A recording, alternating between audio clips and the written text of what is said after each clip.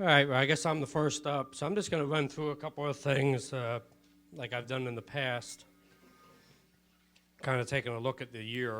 One of the things for this year, for the last 10 years, I've been listed as the chief flight instructor for the club, and I actually did it for a couple of years prior to that while Charlie Thurber was living in California working, and I was filling in for him. So I'm going to step down from that position, or I have stepped down from that position. Dave Weaver is going to be the chief flight instructor for MASA, so give me a break and let him put a new face to it. A couple of things for the year, a couple of solos. So, we got James, Ed, and Gordon all soloed. I'll point out Gordon did it on his 4th flight, which I think is a record. Also had a couple of folks get their ratings on October 4th. Mark and Kent both sat for their commercial glider ratings. And I also wanted to highlight Andrew and Gordon also transitioned to the single seat, the Baby Globe, and started flying that. So that's always a milestone before they get their ratings. I was also going to point out a little bit about the glider utilization for the year. We had 1,042 flights as a club. And 626 of those, so about 60% of them were club gliders that were operating. Actually put almost 200 hours between the two globes. I think it was 206 hours between the two globes. So those things are flying.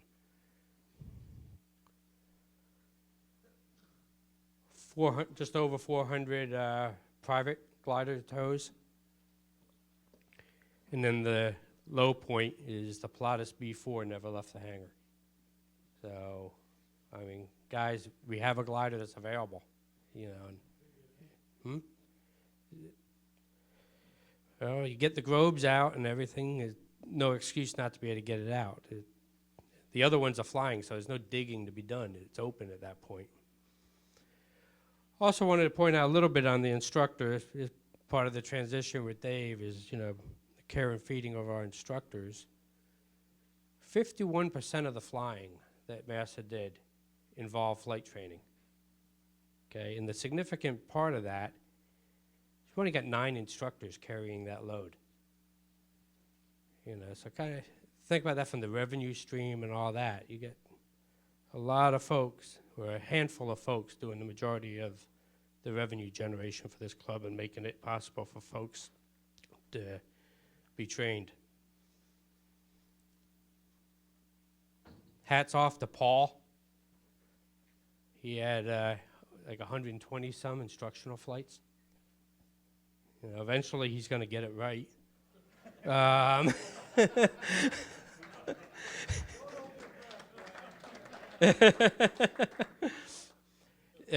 good thing with Paul managing that feat is he also flew his own glider quite a bit. Probably not as much as he wanted to, but I think last year was a Hobbs year too, so he got some flying by going out of town. But he was able to keep some degree of balance there. Lance, you flew a lot, but you didn't have balance. You flew your glider twice. Yeah, well, I can relate to it because I'm in the same boat. But hats off to these guys. They really they drop their own desires and wants for the benefit of everyone else. Can I take a round of applause for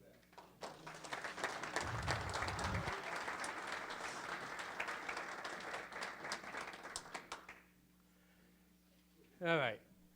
So we kind of talked about the instruction and the club flying. Really brought us this last year. I really like the way this lays it out because it kind of merges that concept of the currency to proficiency. It kind of makes that transition, and we thought enough of it. We posted a couple of them on like the doors to the hangar, and then to make sure they were looked at periodically above the urinals. Um, hey, don't leave a stone unturned. But when we start looking at the numbers, each of us and what we flew, we've done this in the past. So we had 89 pilots on the roster through the year. We had one pilot fly over 100 flights. That would be Paul, because that counts as it's total flying, so it includes the instructors. It's only glider flights. I didn't count the tow pilots, tow plane landings into here. I do have numbers on that if anyone wants them. But, you look around, 63% of us are starting out, based on last year in this red. So we just got to be careful. Don't rush through things. Rely on the checklist. Double check everything. I've said it previous years. We're not always the most proficient bunch.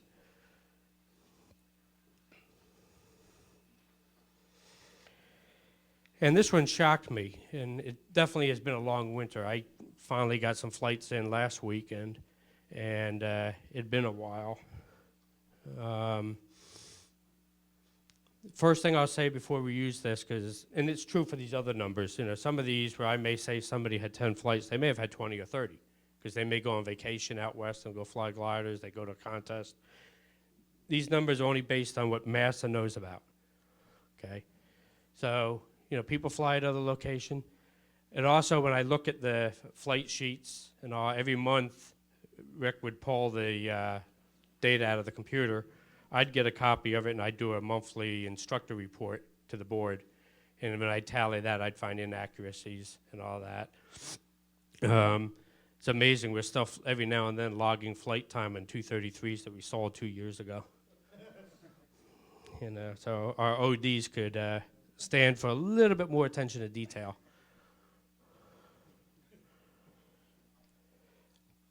So what I'm going to drive at here is how long it's been since a lot of us have flown. Okay, we do have the 90-day in order to fly a club glider. So if you're outside in 90 days, you want to fly a club glider, grab an instructor. Maybe nothing more than him babysitting and watching you do it. It's not necessarily for instruction, but just to have a safety valve. We also have a 180-day. If you're going to jump in your private ship, you haven't flown in 180 days, you're not eligible to tow behind a club glider. It's all up to you guys to monitor, right? We're not worried about it. So take a look, know where you are, because, a violation of this will never be known unless something bad happens, and then we're playing catch up.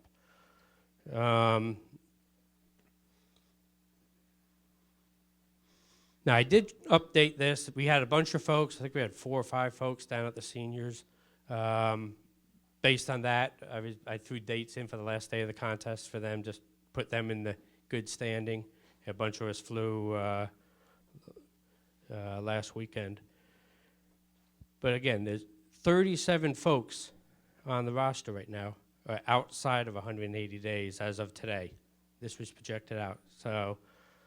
And then when you look at the 90 for jumping into a club glider, that includes the yellow and the red. So we've had a long layoff. I think I don't think it was any towing. I think it was 1 day in December and 1 day in January, and then last weekend, with 1 flight, 4 landings the weekend before. What? No, I was running. I didn't have time to point a camera. The point here is, monitor yourselves, ask somebody to go with you, and work off the rust. I mean, every one of us gets a little bit rusty, even if we're flying powered airplanes all the time. Some of the glider stuff, So take it slow and walk carefully. All right, just a couple of things, outside of the flying, right? Nothing replaces actually time in the airplane and aircraft and flying. But, you can do some groundwork too. Think about getting some of the online training. There's some stuff on the Soaring Safety Foundation site through SSA. I really like the safety.gov. I go in there and do a couple of the training courses every year. I probably do about a half dozen of them, just, you know. A lot of them, if you're glider only, they don't pertain to glider stuff, but a lot of it does. NOTAMs, weather, you know, decision making, all that stuff. And also look at some of the flight stuff that's available in there, because, you know, when I fly with folks, a lot of times I'll award credit through that system. It'll give you some ideas of what you can do on whether it's a flight review or, hey, you got to go up with a guy because you haven't flown in 90 days. You know, maybe make it more than just a landing to check the 90-day box. Go do something you haven't tried. AOPA's got some training courses, and then, of course, you know, the instructor cadre. As you can see from a previous slide, they're more than willing to work with you. Yeah.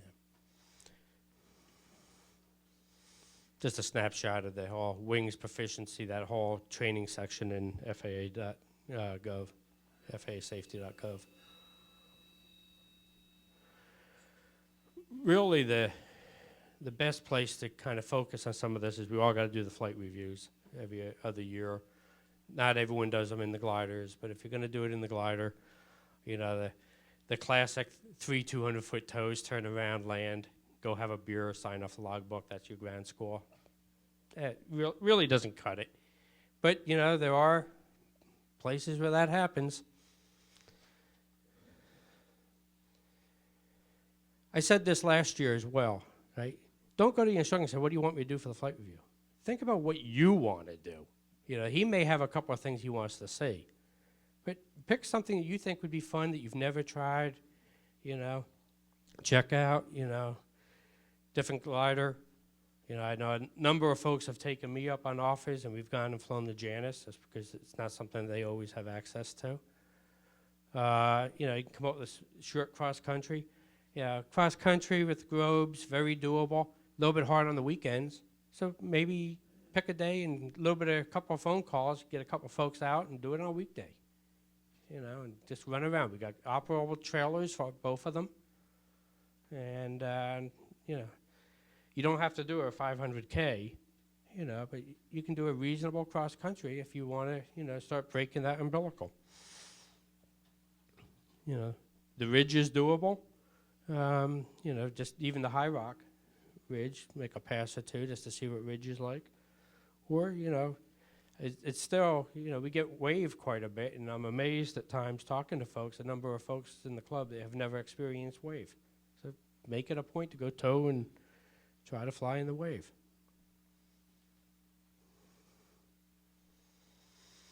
All right, so I'm going to be, question? Really wrapping up here. I just want to throw out a thought for a day. I've heard this more than once, you know, that people don't get anything out of the safety meetings. And then my favorite, I believe I've attributed it right.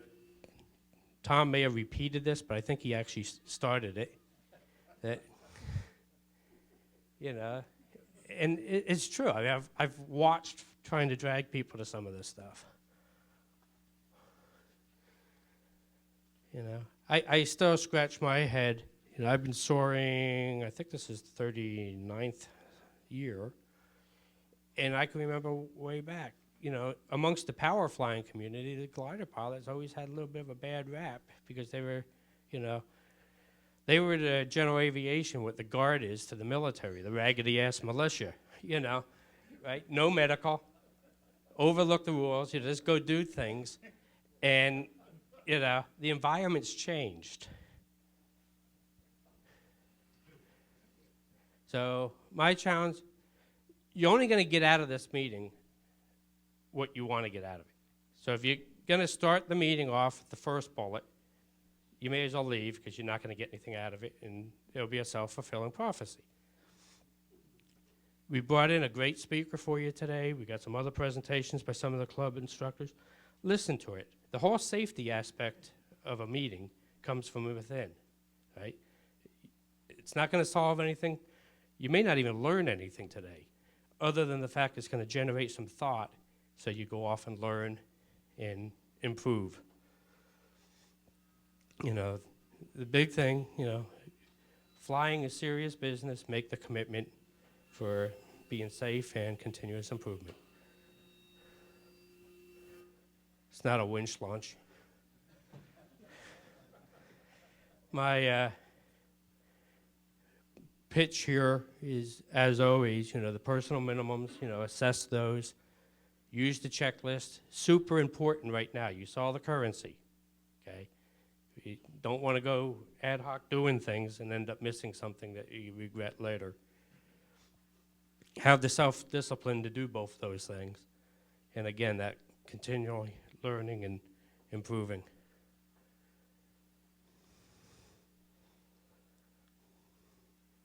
Again, it's the attitude. So, alrighty. Just a couple of things here I noted that 90-day, people outside the 90-day currency, 73% of the club as of today. So I'll throw that up here. It'll take beer to talk about that story. Okay, so our next speaker is Dr. Daniel Johnson. He flew in last night from Wisconsin. I think most of you are familiar with him, if a name hasn't jumped to you already. He writes a monthly article on Soaring, and he's going to be talking to us today. He is an AME. He flies a Ventus CM. He's also got a Mooney, so he's flying both single engine and gliders. So, Dr. Johnson?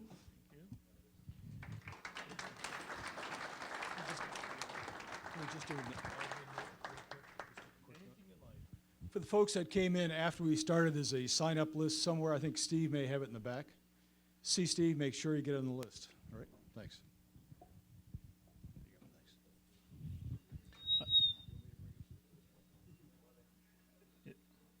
I don't know. I think I'm doing. The problem is with this up here, this speed.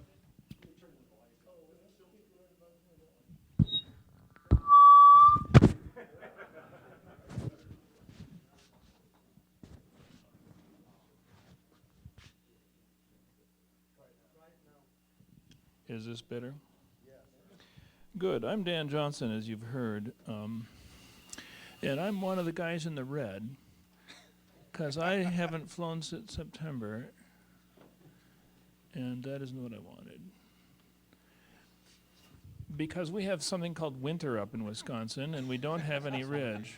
I'm looking for the notepad thing I created. And I was going to show you.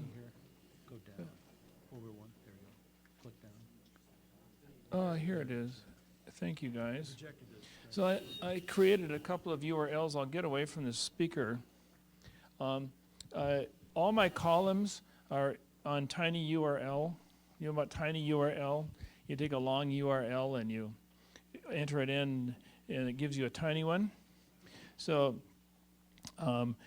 John DeRosa made Dr. Dan's columns the URL for all my columns. They're all in my server in PDF format, and you can go back and bore yourself to your heart's content. And I created some slides years ago. I spoke on aging at the Chicago Area Gliding Council Soaring Spring Safety Meeting and created some slides with annotations, and I created that URL as Aging Pilots with a capital A. It's a pretty good slide set. And so, and my laptop computer crashed last week. I was on a cruise. I was part of the educational crew. I had a talk which I derived from the last two Soaring magazine columns, The Secret Life of Arteries.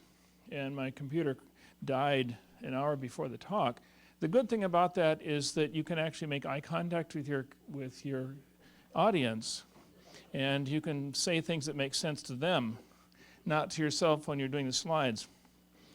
My son Michael is a sort of a famous person in the Linux world, and so he gives talks from time to time. Yesterday he said to me, "You know, Dad, last week I was giving a talk, and I looked out and saw a sea of laptops. And I knew they were checking their emails and catching up on work, so I walked up the center aisle to the back of the room and turned around and gave my talk from the back of the room. He said they all turned around. They listened.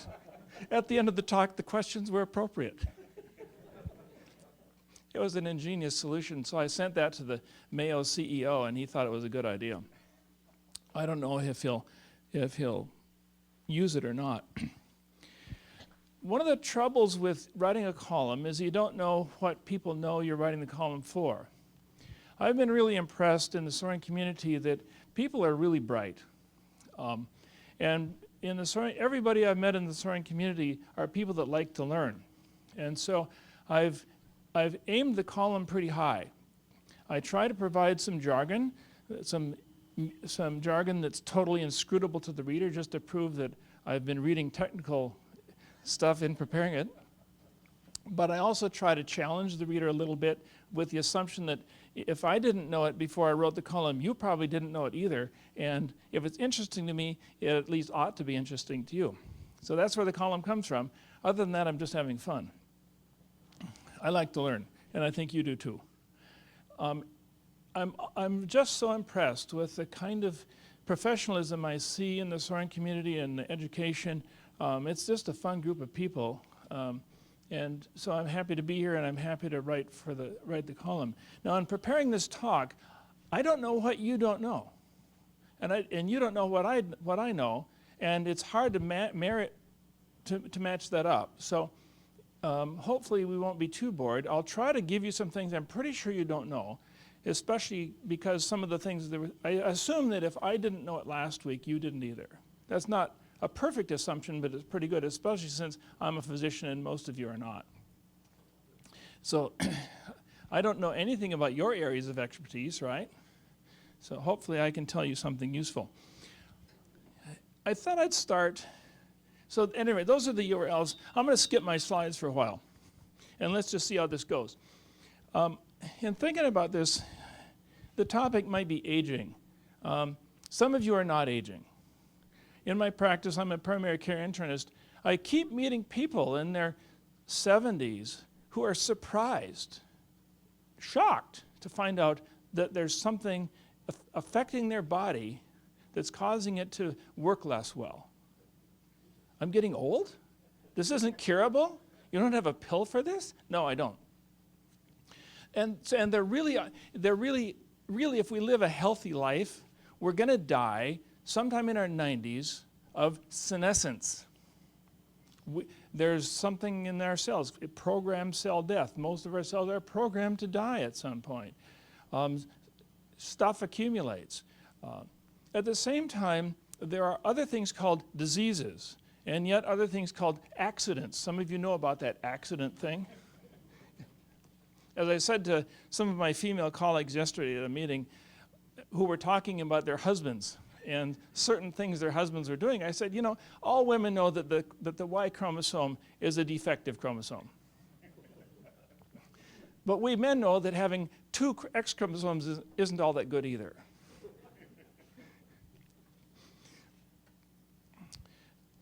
At any rate, I was invited to speak on aging, and things happen. Some things happen just because we're like ducks in a shooting gallery. At some point we get hit, and just duration of time.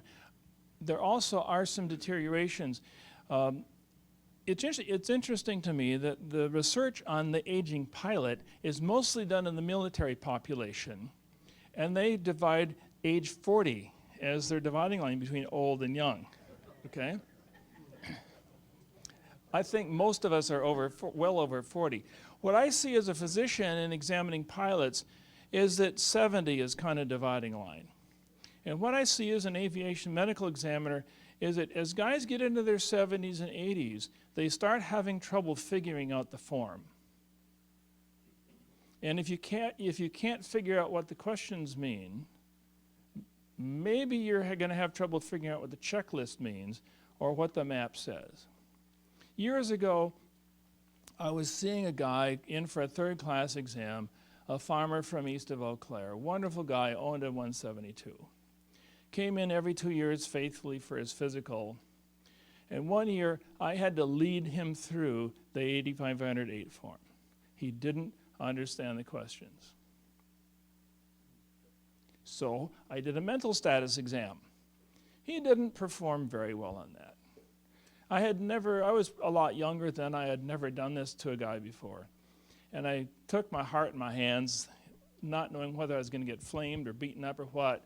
And I said, Charlie, I think you need to sell the airplane. He said, you know, my son's been telling me that. And the truth is, he hadn't flown it in a year and kind of had made his decision, but it's awfully hard to sell that toy when, you know, it's been your pride and joy. I have a colleague, a dear friend, he's 92 years old. He turned 92 in March, one of the most brilliant physicians I've ever known, a family physician from rural Wisconsin. It was his life's ambition to become the oldest physician ever to practice in Wisconsin. But 2 years ago, he walked into the head nurse's office at the nursing home where he was practicing and sat down and wept and said, I've got to quit. And the reason he quit, because he didn't feel his memory was good enough anymore. He's still very bright, but he is a little bit forgetful. I would trust him with my life. He's a good doc, but he's not up to his own standards, and so he took himself into retirement at the young age of 90. We had a conversation that spring just before he did that, and he said, Dan, how long are you going to keep practicing? I said, Frank, how old are you? Well, he said, I'm 89. I said, well, I've got 25 years to go. And he beamed when I said that, because we both love practicing medicine. It's just the best job you can imagine. Every day you get a chance to do good for somebody. So let's talk about a little about the aging and the difference between aging and all those other things that are not aging. I'll tell you a true story. I've twice tried to start a glider club. Twice it's fallen apart. Once for legitimate reasons, but the last one I had to take it down. The day that made me realize this probably wasn't going to work, I was in Baltimore at a medical meeting, and the chief instructor had arranged a day of air towing for all the students. And I called in the evening. I called one of the students first. It was a woman about my age who was hoping to become a glider pilot. And she said that an older instructor had come along for a ride and was asked to do some instruction. And she was terrified. She had never flown aerotow. It had all been ground launch. And he had her handle the tow and the flight, and she didn't know how to control it, and she thought she was going to die. And she refused to get back in the airplane with him. He's been a highly respected and even revered CFIG. You know how it is, ex-Air Force, ex-airline, ran FBO, owned his own tow plane and glider operation for a long time. And the reason he was asked to do some instruction, because he was so highly respected, and he accepted. She told me that as they were walking the glider back to the takeoff point behind the car down the runway, he was kind of unsteady and had some trouble with his balance. And she's a nurse, and so he kind of opened up to her about his health and talked about his arthritic hips and also about his brain tumor. So she wrote me an email the next day, and she said, should a man with an acoustic neuroma be flying airplanes? I said, well, if you'll write me an email describing exactly what he told you, I'll forward it on to the FAA. And so I wrote an email to the regional flight surgeon saying, I have no idea whether this is true or not. I haven't met the pilot. This was reported as a conversation. Here you are. Of course, they don't get back to me. There's a confidentiality issue. About 3 months later, I was talking to the regional flight surgeon, who's a great guy, and just said, just curious, did anything come out of that? He said, we asked for a medical report. A year and a half later, I gave a speech at the Minnesota Soaring Association meetings, and this man came up to me and he said, I've got to talk to you. He said, that was an awful thing you did to a nice old man. I said, you're not nice, but you are old.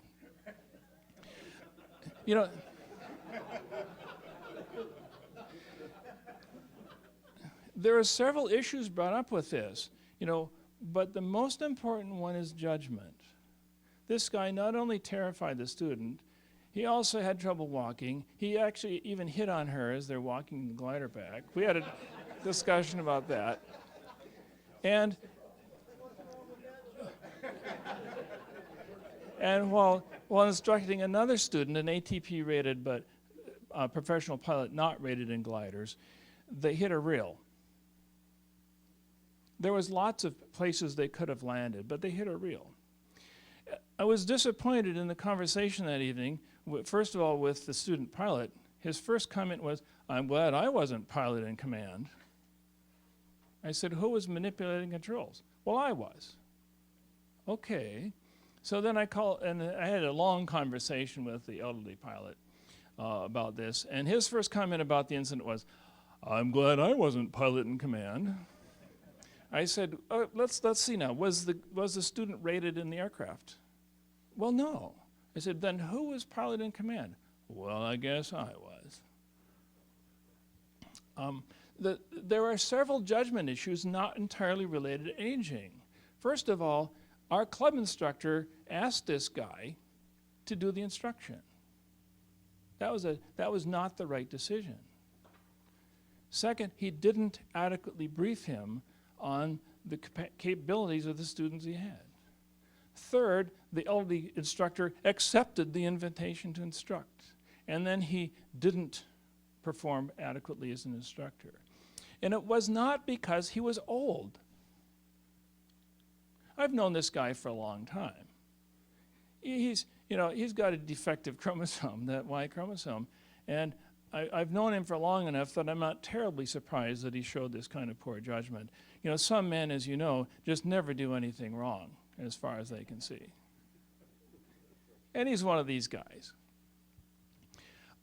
But also he showed poor judgment in flying with his acoustic neuroma. Now, I know you're dying to hear why it's a bad idea to fly with an acoustic neuroma. The acoustic nerve goes from the inner ear to the brain, and it carries signals from the three parts of the inner ear, right? One is hearing, the cochlea, looks like a cornucopia. The second is the semicircular canals. You know all about those. There's 3 on each side, and they detect rotation. And the third, which hardly anybody knows about, is the otolith apparatus. That detects acceleration. On each side of the brain, each side of the inner ear, at the base of the cochlea, at the base of the semicircular canals, are 2 little pads covered with crystals, and they wiggle. They got nerve fibers into the gel, and as we jerk around, the crystals wiggle on the pads, and that sends a digitized signal to the brain indicating acceleration. So we have detectors for turning, we have detectors for acceleration. We don't have any status detectors. Our status is a combination of those things plus neck position, plus joint position, plus especially vision. And the dynamics of time allow us to assemble an enormous amount of information to create a three-dimensional time-lapse cartoon of where we are. One of the reasons we get into trouble as pilots and perform imprecisely sometimes is that that cartoon doesn't always match reality. And any defect in the system that produces that can cause an increased risk of error. So if you've got a tumor growing on the nerve that brings sound and circular motion and acceleration perception to the brain, your chances of misperceiving that are higher. And so if you're seen to be kind of staggering as you walk the glider down the runway, we assume that it's probably not working perfectly. And the best adaptation to that is probably not to perform as pilot in command. Perform as passenger, fine, but not as pilot in command.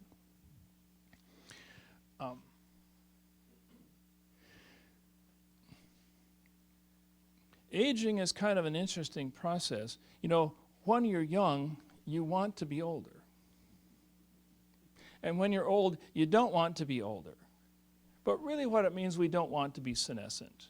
We want to continue to be competent. If you look at those military studies of pilot aging and performance. Even at 40, you can measure decrements in memory, coordination, reaction time, problem solving.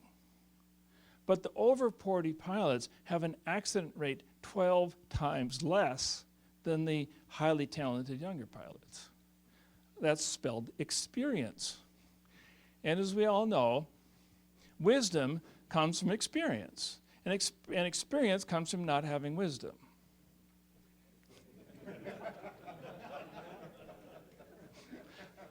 How many of you guys have never done anything that you later regretted? Right, it's unanimous. I'm pretty sure all of you have memories like some of mine, like discovering as I was halfway down the hill as a kid on my 5-speed bike that actually the brakes were not working.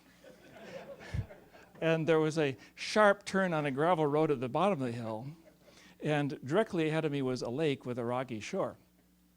Well, the decision was a good one. I hit a sapling deliberately, which stopped the bike. I went skidding across and landed on the rocks at the shore. It was kind of good. I will ask for other stories later.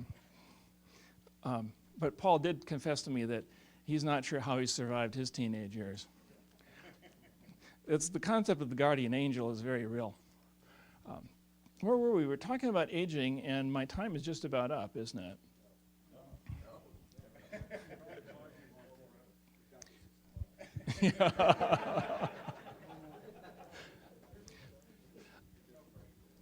So what I see as a physician is predominantly either preserved judgment, in which guys accommodate to the changes of aging. One of my elderly patients many years ago said to me when he was 85, his name was Lloyd Sweezy, "Doc, when you get to be 85, you sure have to accommodate." That was one of the wisest things anybody ever said. We need to continually reassess ourselves and understand what we can and can't do well. I'm 68 years old. That doesn't mean too much, except that my eyes have had a chance to change. I don't have the crystal clear, sharp vision that I had when I was 25. It's a real loss to me because I love visual processing and visual imagery, and I can't see as well. I can't see that moving target. It's become see and collide in my world. I'm glad to fly at an airport where there's no traffic.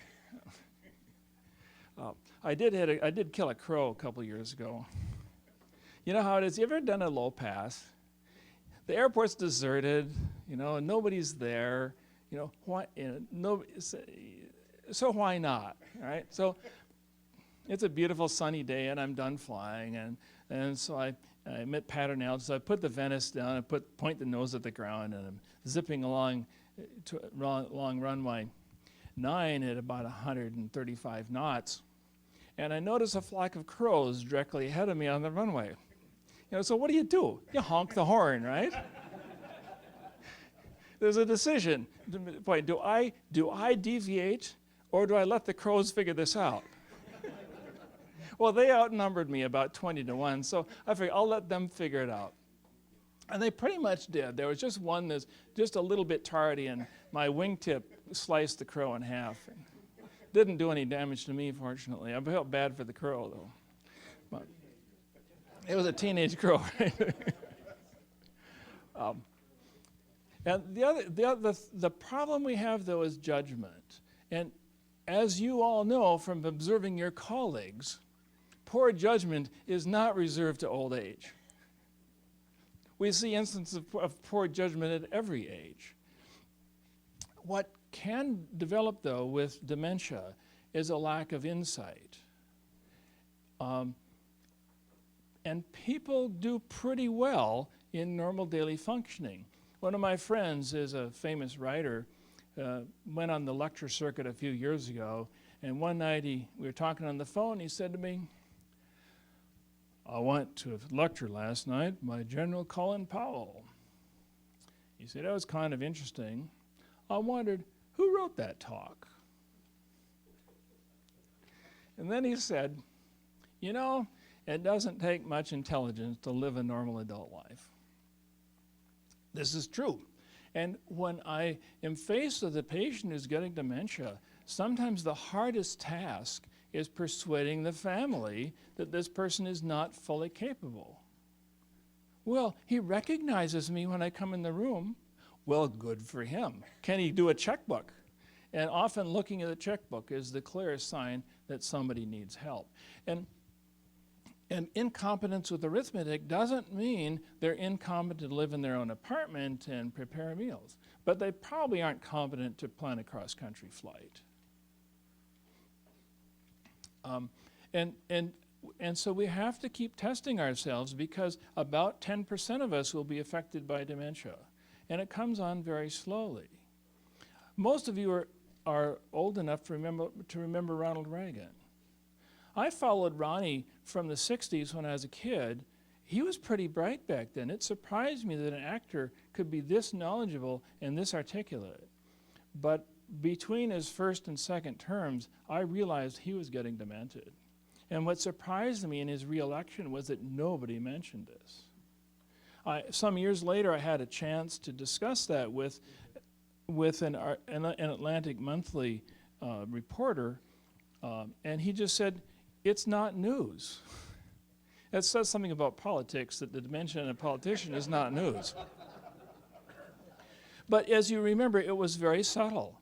And if you remember him, he just got more and more vacant and used the teleprompter more and just wasn't there. And it proved once again that as long as the president is assembled by a competent team, all he needs to do is stand up straight. And we get in trouble when we get somebody like W, who thinks he's competent and really isn't, and makes stupid decisions. This is not a political statement, it's a statement about judgment.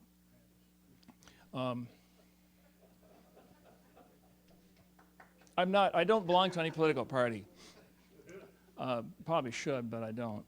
But getting back to judgment, we have to assess judgment, and judgment is the hardest thing to test. When we're doing mental status testing for competency determination as physicians, it is really hard to know. There aren't any standard questions for judgment that really work. I find that memory is the easiest one to attack then. My favorite mental status test nowadays is the SLUMS, the St. Louis University Mental Status Exam, because usually the family comes in with mom or dad, and there's one question on the SLUMS that gets everybody. I'm going to tell you a little story. Jill was a very successful stockbroker. She made a lot of money on the stock market. Then she met Jack, a devastatingly handsome man. She married him and had 3 children. They lived in Chicago. When the children were teenagers, she went back to work. She and Jack lived happily ever after. Okay, that's the story. Okay, here's the test.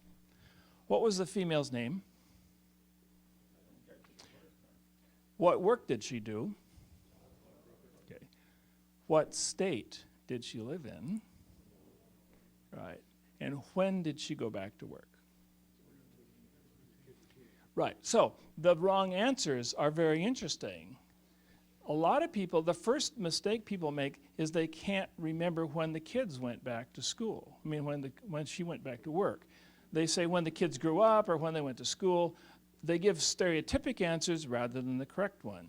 So their mind has been distracted by the habit. The next mistake they make is they don't know what work she did. And many women answer the question correctly by saying she was a mother. I give them credit for that. Men don't do that. The next mistake they make is they can't figure out that Chicago is in Illinois. The connection doesn't make. The lesson, though, is watching the faces of the children as mom or dad flounders around with this story. The other question that proves they need help is, you go to the store with $100, and for $3 you buy a bag of apples, and for $20 you buy a tricycle. If the person says, why would I buy a tricycle? Okay, you deduct 1 point. Okay? The first question obviously is, how much did you spend? And the next question is, how much do you have left? To watch mom or dad get lost in that process, how much money did I have? What was I doing? Is really instructive. We can do those sorts of things with our pilots, our aging pilots as instructors, and with ourselves. What gets us confused? What gets us lost? Memory is an issue, attention is an issue, and judgment is the biggest issue and the hardest to test. And I think we have to use memory and attention as flags. Now let me talk about judgment. As fellow pilots, as instructors, as club officers, I think we have to use error in judgment as a very important signal about trustworthiness. It doesn't matter whether the person is 17 or 37 or 77. A significant mistake in judgment warrants careful observation. And the first question is, are you able to intervene? Is this person willing to concede that they might have made a mistake? A person who's not correctable is not trustworthy. I don't care if it doesn't matter why the judgment is bad, okay? You don't have to know whether the person's getting demented or has had a stroke or has a brain tumor or is just juvenile, okay? Well, yeah, on his meds, that's a bigger issue. I think what we have to do is recognize errors in judgment. The reason I took my club down is because, first of all, we didn't have enough critical mass, but also because the guy I was trusting to lead the glider side of it was showing repeated instances of poor judgment. And I worry about him because his mother died with dementia. And so when push came to shove, I had to realize I had nobody to replace him with. None of the guys in the club had the money to keep it going, and so I just unwound it. And so the action we take when we see poor judgment has to be appropriate to the circumstances. We want to avoid confrontation if we can because we don't like confrontation. Some people are better at it than others. I hate it. You know, in my culture, passive aggression is the only right kind anyway. You know, these Scandinavians, you know, they'll never say anything bad to your face. But it's better to be pleasant anyway, even if you hate the person. So asking questions and looking at giving a person opportunity to make judgment errors is, I think, the most important assessment we can make. Have I gone past my time yet? Okay. Are there any questions? Are you mystified in any way? So let me briefly segue to my favorite topic, and how to get old faster. The last two columns were on the secret life of arteries and arterial corrosion. Even in elderly people, there's clear evidence that living a clean life makes us live longer. Remember Satchel Paige? A lot of you guys are old enough to remember Satchel Paige. He was a black guy. He had a full career in the Negro leagues, and then he went into the white leagues. And he was a competitive professional level pitcher to an older age than any other ball player. Perhaps one secret to Satchel's longevity was his attitude about fat. He said, "I don't eat fat, it wars with the stomach." 10 years ago, I discovered John Miller, who then was a 96-year-old commercially active Bonanza pilot, former president of the American Bonanza Society. Anybody know about John Miller? You know, he's dead now. He died, I think, 103. A wonderful guy. Somehow I discovered him, and I called him up. He is very deaf. I think Orville signed his pilot's license, and he'd flown everything. And so after struggling to have a conversation for a while, he said, "I'll write you a letter." I got a 3-page, single-spaced, typed letter with no errors. It was wonderful. And in that letter, he said, when I was 8 years old, I noticed that people who ate a lot of fat didn't seem as healthy as other people. So I decided not to have any fat, that is, high-fat foods. And he also decided not to have caffeine or tobacco or alcohol. And he lived to be 103, and he was in really fine health at 96.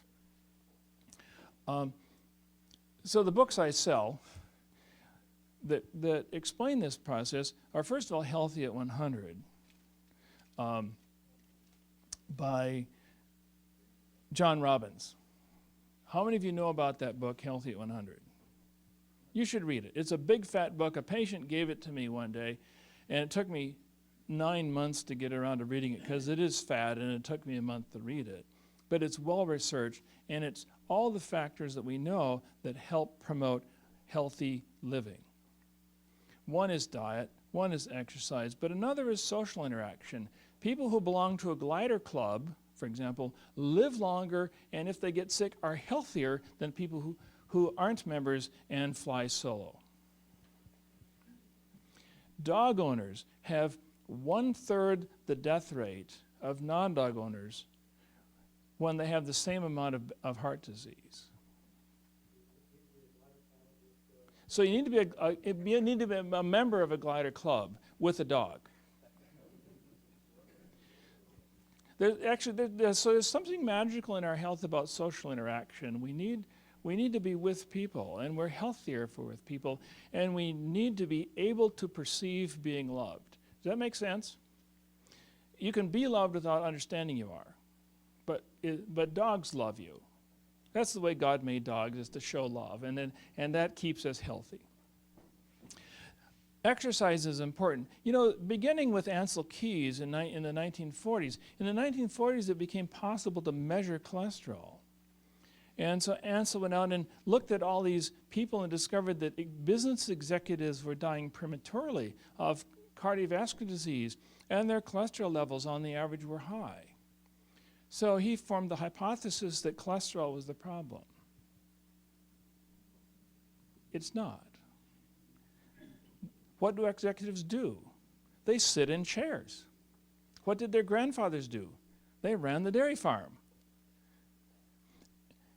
When Inuit, back in the old days, lived the normal Inuit life, 85% of their calories were saturated animal fat. And they were free of diabetes, strokes, and heart attacks. Why? Because they were running behind the dogs all day. And then the snowmobile was invented, and junk food is imported. And now the Inuit have one of the highest rates of diabetes, heart disease in the world. It's the lack of exercise. There's been a lot of research done on exercise. Half an hour, 30 minutes of exercise, divided up in whatever short periods you want, is optimal for health. Less than 30 minutes of pleasantly vigorous exercise is not as good. More than 30 minutes makes you fitter or stronger, but not healthier. And we know that ultramarathoners have about a 3-fold increase in sudden death rates over people who exercise moderately.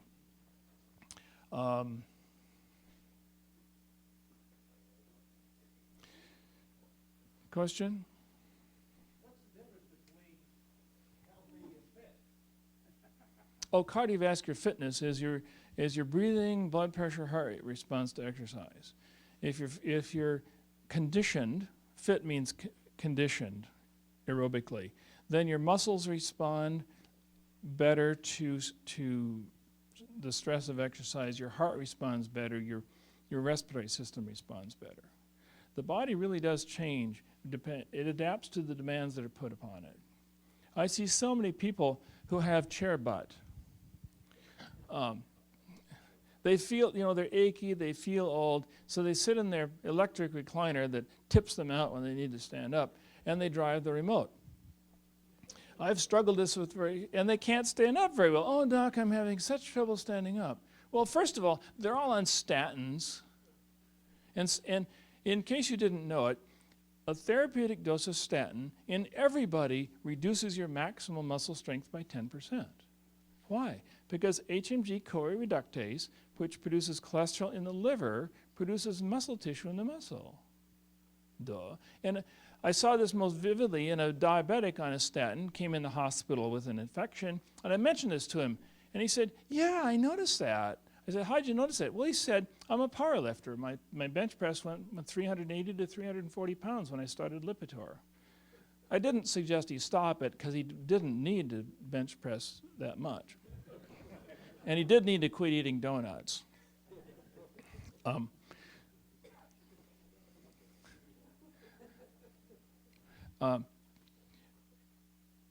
But exercise is really important, and it has many important metabolic side effects. For example, a very nice study, they took 25 healthy male volunteers, medical students, and gave them a standard high-fat meal. Big Mac with cheese, fries, and a shake. And then they monitored their blood fats and their forearm arterial reactivity, the spasticity of their arteries, for the next 14 hours. They had half of them eat the meal and go to studying and then go to bed. The other half were required to exercise for 30 minutes within 90 minutes after the meal and then study and go to bed. The exercising students cleared their fats and restored their arterial reactivity within 90 minutes. The non-exercising students still had high blood fats in the morning when they woke up and still had twitchy arteries. So that high-fat meal really can cause a heart attack. The Heart Attack Cafe in Las Vegas is no joke. You know about the Heart Attack Cafe?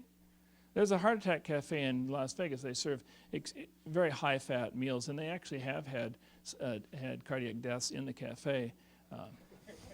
They're quite proud of that fact. Now, fats are important for two reasons. One is a high level of fats poisons your endothelium, causes fat to build up in the lining of your arteries, and causes them to be more twitchy rather than less. But second, it also promotes diabetes. Fats are a molecule with three tails and a head called glycerol. Those three tails, when they split off, are called free fatty acids. Free fatty acids go into the cell, and they block the action of insulin in the mitochondria, the little furnace that keeps us going. And so we want to minimize fats for that reason. I read yesterday, this is new to me, so I hope it's new to you, that fructose has the same effect. You know what fructose is? Corn syrup and sucrose. Table sugar is a combination of glucose and fructose. So in your gut, it's split. So when you take table sugar, it's half fructose. And the studies have been done to show that people who eat high levels of fructose, either as table sugar or as corn syrup, have an increased rate of diabetes and increased obesity. Isn't that interesting? If the calories are less than 5% sucrose, then that's not seen. And fructose in fruits and vegetables does not have that effect. Sir, you want to argue? I have a question. When you define exercise, are you talking about specifically exercising, or are you talking about leading an active life? I'm trying to define that. I mean, if someone has a meal, and then he goes back to work, and let's say he's a delivery guy, he jumps in and out of his truck, and he's up and downstairs, and he's active, okay? Is he less prone to something than someone that physically says, okay, I'm going to go out and walk 2 miles now and just exercise, or jump up and down on an exerciser? I mean, could you define the difference in activity and exercise?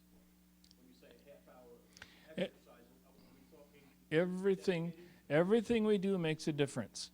I've developed the Dr. Dan commercial break exercise program, where I take these old people and I say, do you ever watch television? They say, yeah. I said, are there any commercial breaks? They say, yeah. I said, your job is to get out of your recliner and circle the recliner through the commercial break. It's amazing. These people come back in 2 weeks stronger than they were before. But the research would suggest that any exercise that makes you slightly short of breath and lets you break a light sweat is optimal. You don't have to monitor your pulse. You just should feel like you're pushing yourself. And it doesn't matter if it's 5 6-minute sessions or 1 30-minute session. It seems to be equivalent metabolically. Does that help? It makes it easy. And it doesn't matter whether you're swimming or rowing or bicycling or running. The muscles you use for that particular exercise become specifically conditioned. But metabolically, it doesn't matter what you do. We're in the question and answer session in case anybody's curious. You mentioned a book, it was a Roberts, about 100, what was the name?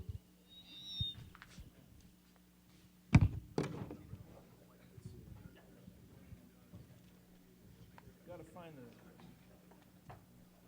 Now what happened? It went dark on me.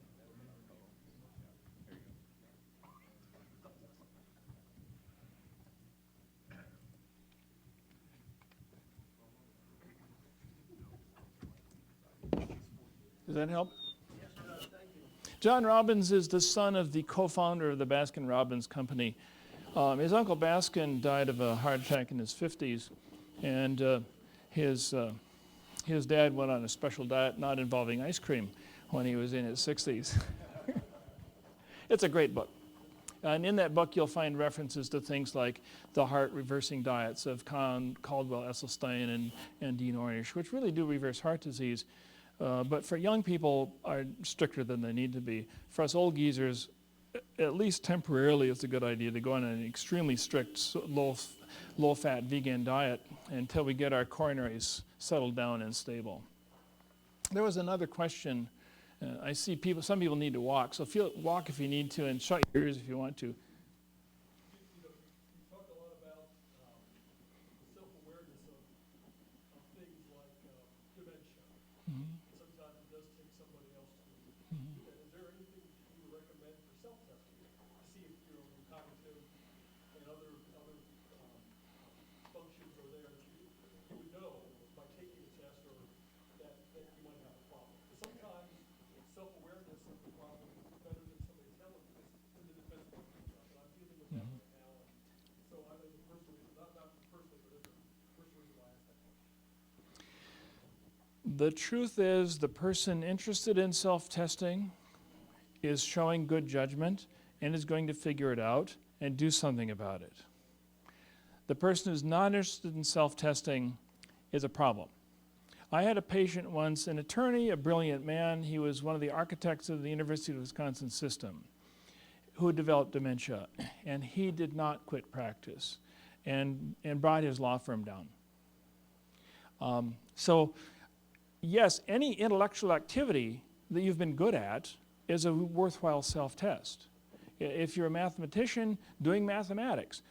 And it turns out that doing mathematics keeps the brain functioning better. The brain is plastic, and it does to respond to the demands made on it. Crossword puzzles and Sudoku and anything that makes your brain work will help you detect whether there's a change.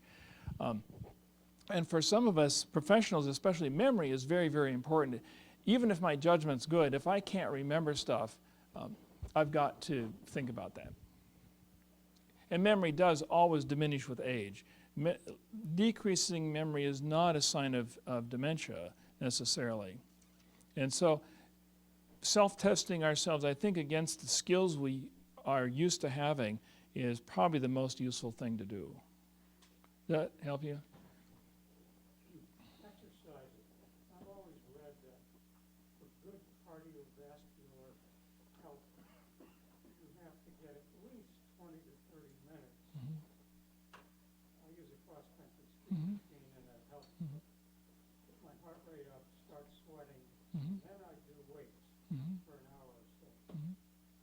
But if you do less than 20, 30 minutes, you're not helping yourself cardiovascularly. Is that, agree with that? That's the evidence. Right. The evidence is that 30 minutes of pleasantly vigorous exercise is optimal. Less is not as good, more is good but not healthier.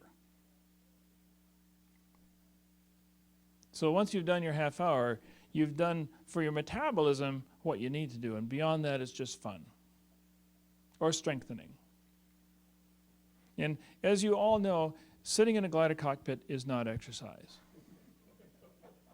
Assembling and disassembling might be. Sir? Mental exercise, does it work the same way? If I force myself to do mental arithmetic, am I helping my brain? You're helping your brain, but not your heart. Mental exercise is really good, but for the brain and not for the rest of the body. Sir?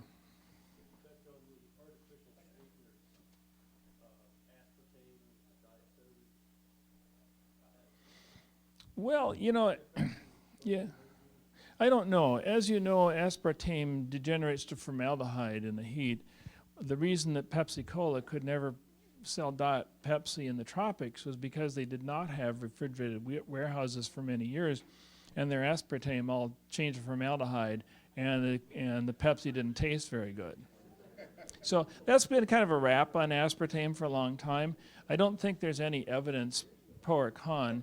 As you know, one of the defects in our society generally is that it's assumed that a product has no deleterious effects until it's proven that it does.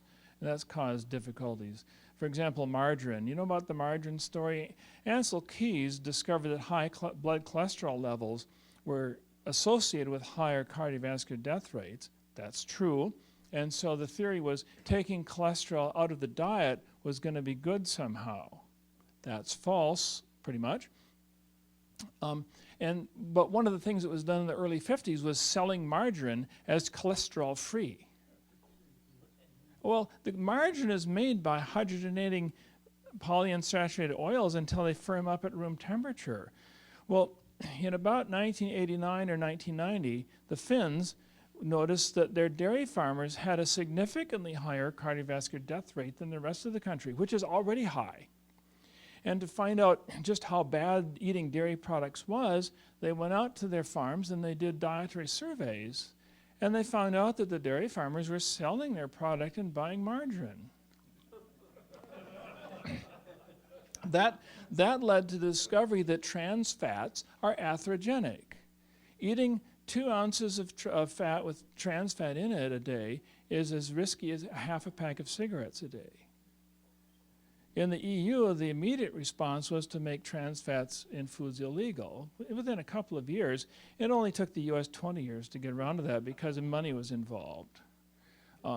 But all along, butter's better. Doesn't mean that butter's the best oil, but it's better than margarine. And other cooked fats, you know, the donuts. The problem with donuts is that they're made with lots of fat and the fat is cooked. And fast food restaurants and so on tend to keep that hot fat around for days, weeks, or months if they can get away with it. And so the trans fat level goes higher and higher. So we're just better off eating a low-fat diet, and those fats we eat ideally should be vegetable-based, such as the fats in avocados or olives or other things, or canola seeds. Someone here had another question. You want me to shut up yet? No. Are we having a good time? There, Paul.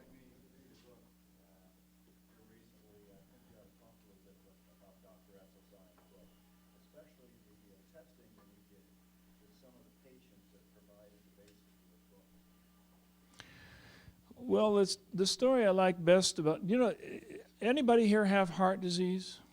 Most, I do. I was deeply embarrassed and ashamed after reading Healthy at 100, assigned by my patient a couple of years ago, to realize that there's a lot of this stuff I hadn't learned. You may not know that doctors are not given any instruction, any meaningful teaching about diet or healthy living.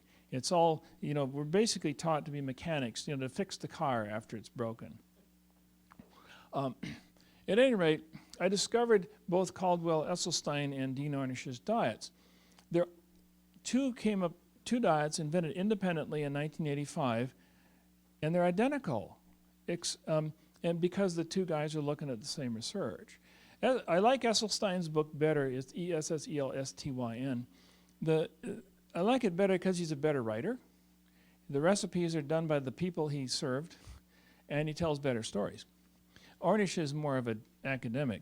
But anyway, Esselstyn in 1985 was 38 years old, chief of breast surgery at the Cleveland Clinic, and was meditating on the fact that no male in his family had ever lived past 55 due to premature heart disease.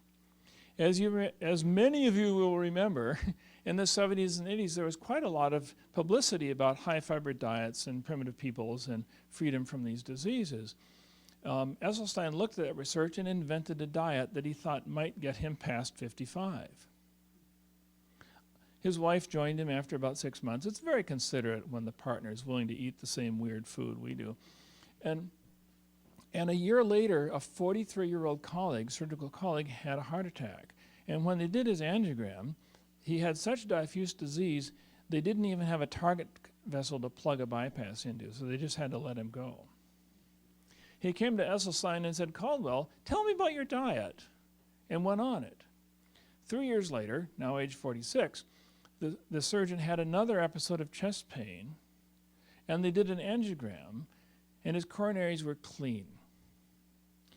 This was astounding. Esselstyn was just hoping to get past 55. He wasn't expecting to actually reverse this guy's heart disease. That was a revelation. So based on one person, he now had proof that this low-fat vegan diet could reverse heart disease. Now, this is how it works. That guy, that surgeon, was only 43. His vessels were full of fat, but those of us who are older have calcium as well, because there's the protein that lays down calcium in bone is also an important intermediary protein in inflammation. So all chronically inflamed sites in our bodies gradually accumulate calcium. That's the bunion, that's the spinal stenosis, that's the knobs we get on our fingers with use. And we get those in our arteries. And so looking at my CT scans, for example, I can see my cholesterol plaques. They light up white from the calcium that's in them. So when I read this, I thought, I'm a hypocrite if I don't do this myself. And so I did it, and I think I'm better. My daughter tells me my attitude is better anyway. It involves fruits and vegetables. And with this revelation, Esselstyn went to the cardiology department and asked for some walking wounded, and they gave him some of those. They referred 25 of those types. Half of those accepted his program and half did not. 10 years later, if I remember the numbers correctly, 10 years later, in the group who went on his diet, there was 1 heart attack and no deaths. In the group, in the dozen who didn't accept his diet, there were 3 deaths and 9 heart attacks, I think. That's a bell. Is it time to quit? In a separate part of the universe, there was this sophomore Harvard medical student named Dean Ornish looking at the same data. Ornish had been saved from panic disorder by yoga. He couldn't complete his first semester at Rice University because he was so anxious. We just went home. And his sister discovered yoga. He thought that was really stupid until the yogi came to their house and gave a talk. And so he started practicing yoga as a relaxation technique and got him, and now that was so successful, he's a Harvard medical student. And they looked at the same research and went to the cardiology department and said, I'd like to do a study of yoga and low-fat vegan diet and heart disease. And the cardiologist said, that's too weird. We're not doing that. And so Ornish said, well, how about lifestyle change and relaxation techniques? Oh, they could do that. It's all in a word. And he had the same results. They referred him 30 patients for his study, and the same results. People got out of bed, they started walking, they got off their heart meds. 2 years ago, I spoke at the Chicago Area Glider Council spring safety meeting on various miscellaneous topics like I'm doing today, and mentioned these books, the Esselstyn and Ornish books. I went back this year, they had enough of me, so I just got to go as an attendee. And a guy came up to me at lunchtime, about this tall, and said, I want to thank you for mentioning those books. He said, I got both Esselstyn and Ornish, I got on the diet, I lost 50 pounds, I'm off all my heart meds. It works, but you got to do it. Paul. It's a low-fat vegan diet. If it had roots, you can eat it.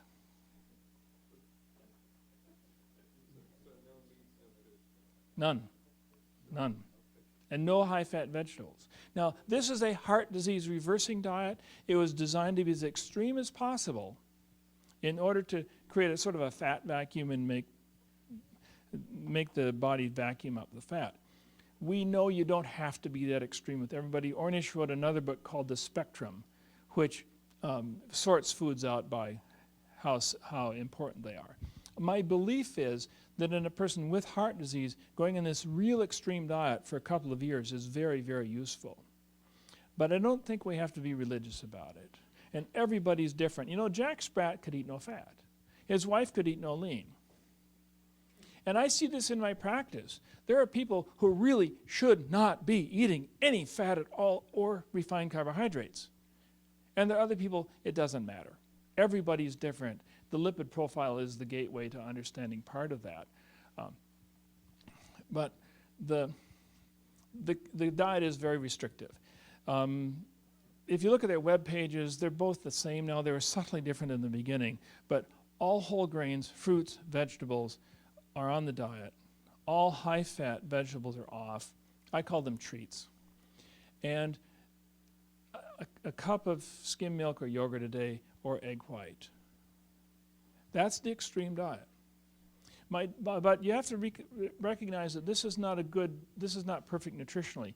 My daughter wrote me a phone text in August and said, "Dad, could you please send me a list of all the vegan foods high in vitamin B12? I wrote back, pills, because there aren't any. And yesterday, a colleague of mine who has been on a vegan diet for 25 years, and his family as well, said, "You know, my daughter was really having some emotional problems.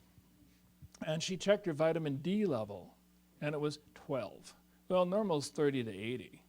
And she went on the vitamin D supplement, and, you know, her emotions really calmed down. So vitamin D is an issue, vitamin B12 an issue. So that's why I say if you go on that really strict heart reversal diet, it either should be temporary or you consult your nutritionist and make sure that what you're eating and taking of supplements is adequate. It's not safe in the long run." Yes, sir. There's a movement afoot Mm-hmm. to get rid of class 3 medicals. Yes. AME, I'm trying to direct you back to line. Yeah. As an AME, I'm about to push the medical. You as an AME, what do you think? As far as, you know, this movement to eliminate class 3 medicals. Well, there's two extremes to this, okay? One is the guys I see who are most interested in eliminating the third-class medical probably shouldn't be flying. And that bothers me a little bit. On the other hand, you know, we have the Soaring community. You know, the Soaring community has a pretty good record, Dick Johnson accepted, in a minute. And what most people don't realize is that the medical certification process is not a medical process. It's a legal process by which the FAA Aeromedical Division agrees that there is evidence, medical evidence, that you're unlikely to become incapacitated during flight for the duration of the certificate. And all the evidence that has to be provided in someone who has a disease for certification is related to that need. I don't think that's irrational. We have two problems. One is getting adequate medical evidence generally to understand that the pilot's safe, and the other is that healthcare in this country is damned expensive. You know, and the latest thing is for employers to provide $5,000 deductible insurance policies. So I'm seeing, you know, a lot of people who have to pay the first $5,000, and if your annual salary is $40,000, you know, that's a big chunk, and not many people have saved up $5,000 every year to make sure that they get covered. So that's the other half of it. I'm really sympathetic to that. I saw a third-class pilot on Tuesday. Since I last saw him, he's 71. He had an episode of atrial fibrillation last May, and it's resolved. He really, if you look at the details, doesn't need anticoagulation. But to get certified, he's got to have an echocardiogram, $3,000, a stress test, $2,000, a 24-hour Holter monitor, $1,200, a lipid profile, $150, a physician report, $200. Ding, ding, ding. You know, he's upset. You know, why do I have to go all through all this stuff? Yeah, that's a fair question. And at the same time, you know, the FAA can't make that change. For the FAA to make a change in their rules is about a 10-year process. They have to put out a notice of proposed rulemaking. It has to go through 2 layers of federal attorneys. It's an ordeal, and that's because of the way lawyers work and the way bureaucracy work. It's not the FAA. So it has to be an act of Congress to get it through. Congress is working on it, and they're sympathetic. And they'll do something, as Congress always does. They'll do something that's fairly stupid, and it'll have its own side effects. And we'll all feel better about it. So, does that answer your question adequately? Personally, I don't care.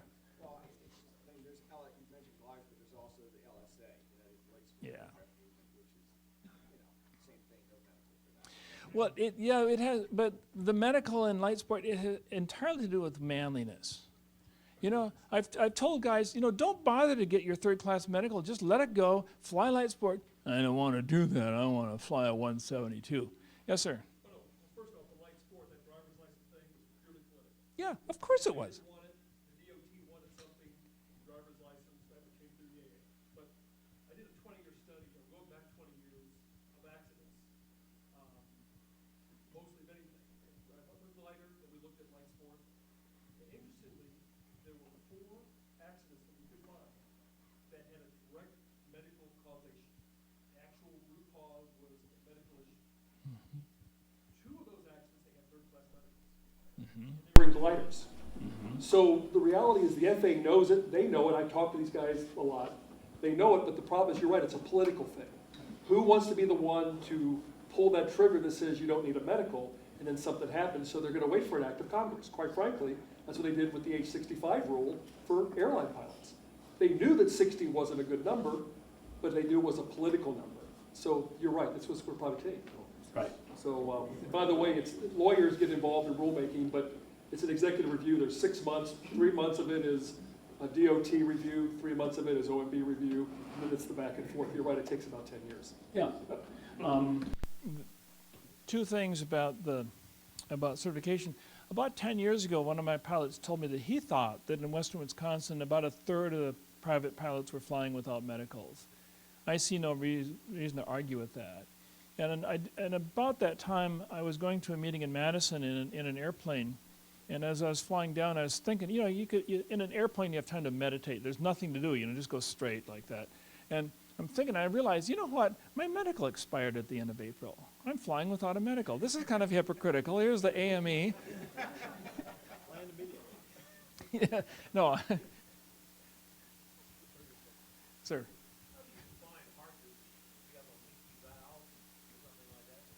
Yeah, anything wrong with your heart is heart disease. Yeah. From a bullet wound to, you know, a broken heart. Yeah.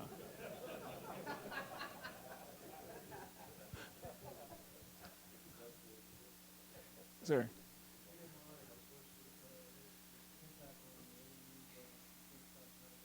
Oh, sleep apnea. Approximately 100% of people with a BMI over 40 have obstructive sleep apnea. BMI 30, about half over that do, and most people are unaware, and you don't have to be fat to have obstructive sleep apnea. I have a pair of patients. They're both 68 years old, man and woman. They've been married since they were 17. They're very intelligent. And he comes in to see me one day, and he said, you know, I think when Linda comes in, you should really talk to her about getting a sleep study. Because I watch her sleep, and she pauses in her breathing for a long time. And Linda comes in, and I asked her, you know, gently if she would consider a sleep study, and she's just opposed to it. And she said, you know, the person who really needs a sleep study is my husband. He snores so loud, and, you know, sometimes he falls asleep in his chair, and you should really talk him into it. Well, I said, why don't you both come in?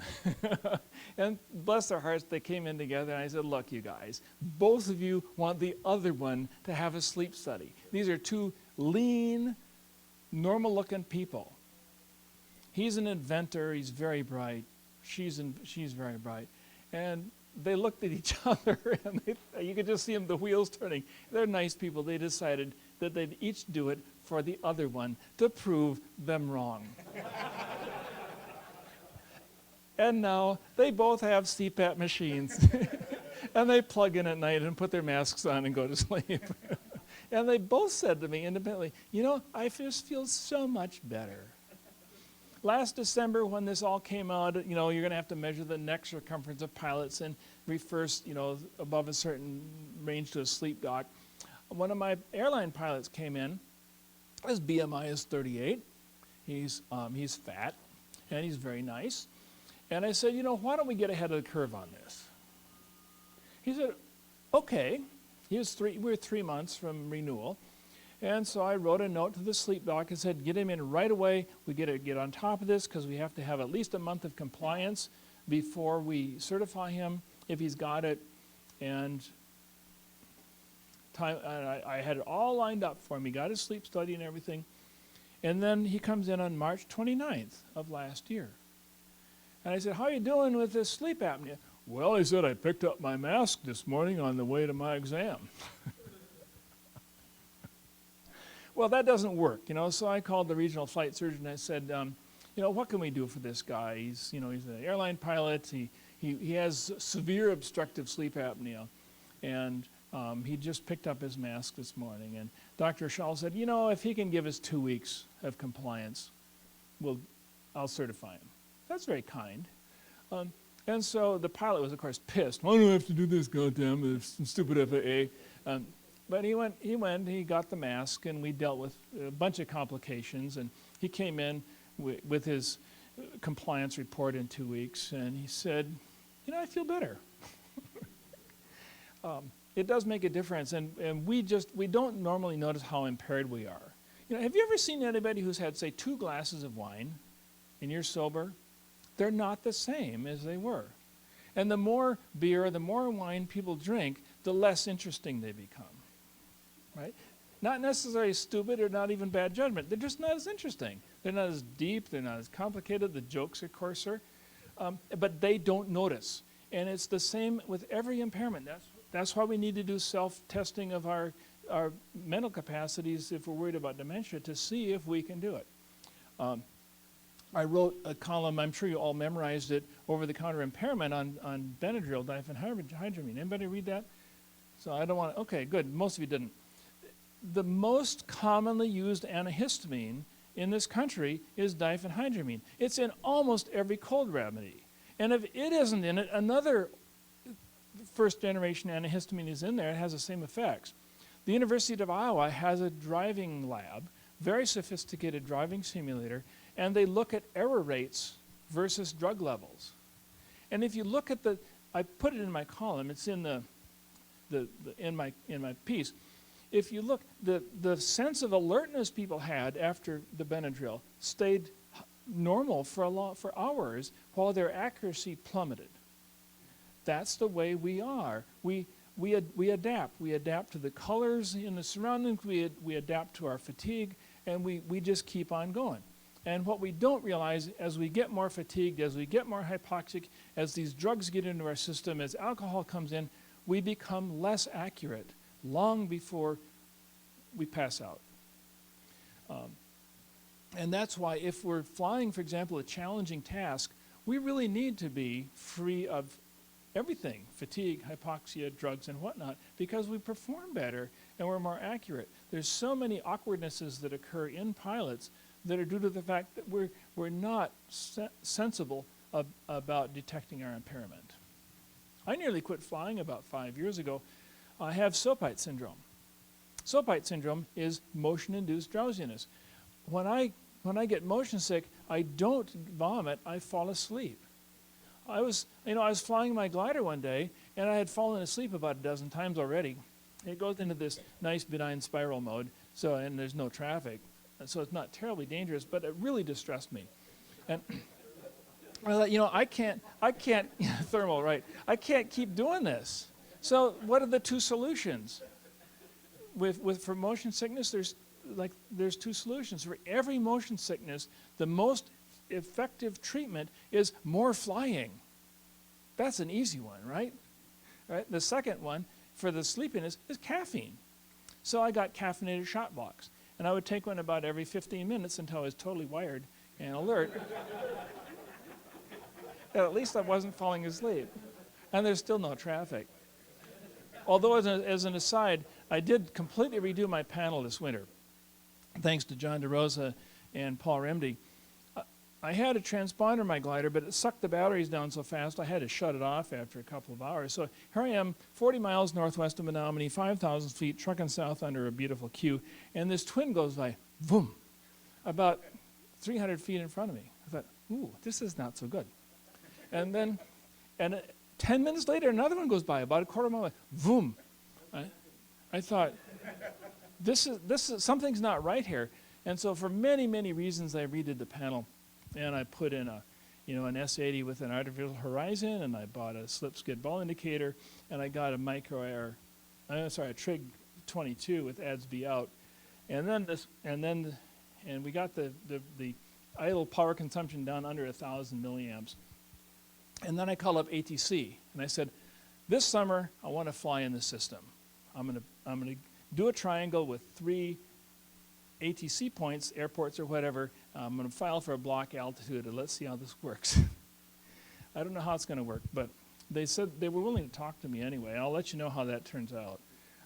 But if you're IFR, you can go into the cloud if the thermal's really good. Sure.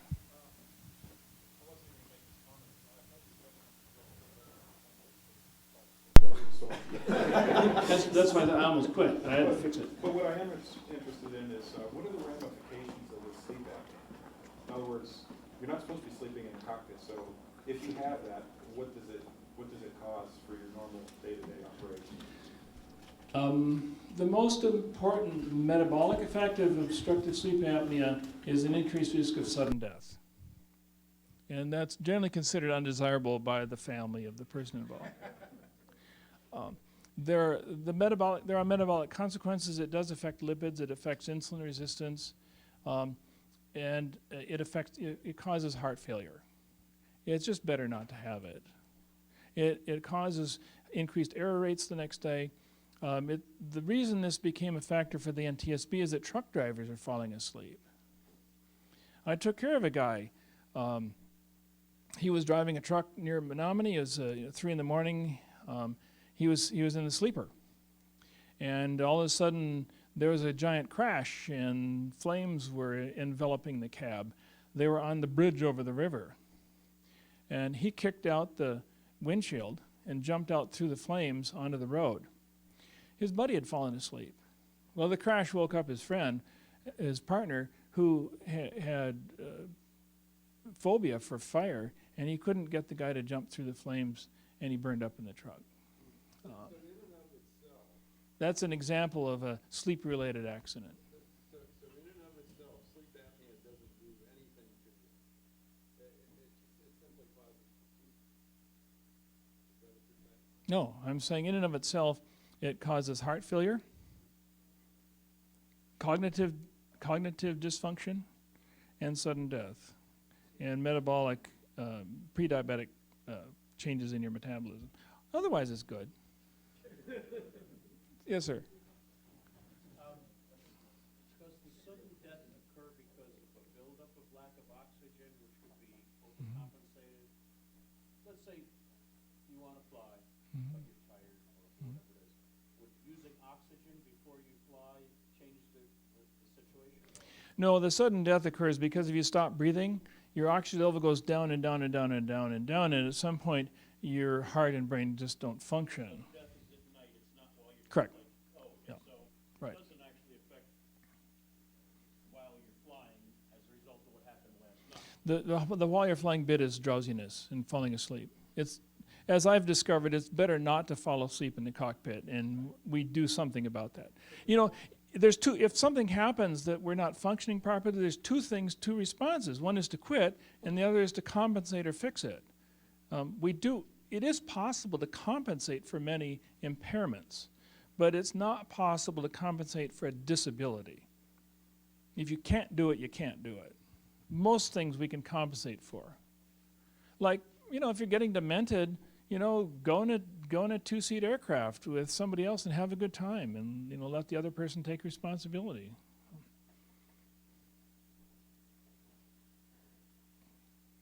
Or if you have an impaired fellow pilot, go up in the twin. Go up and, and the trouble is that there's certain things you don't want to do. You don't want to go up with somebody that has epilepsy who is not well controlled. Because as you know, if they grab onto the stick, they turn into steel, and you can't move the stick, and so you die together. Paul.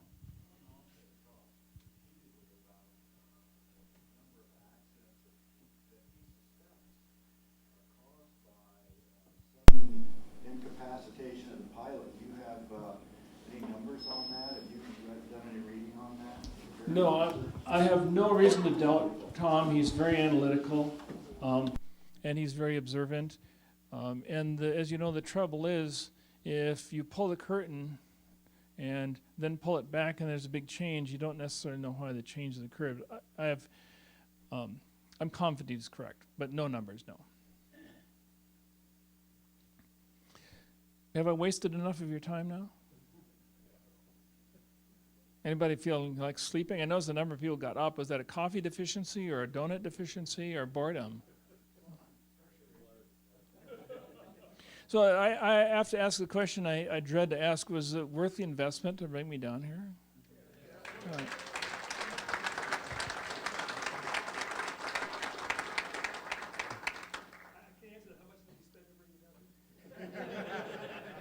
I think it's about $425 for the plane ticket.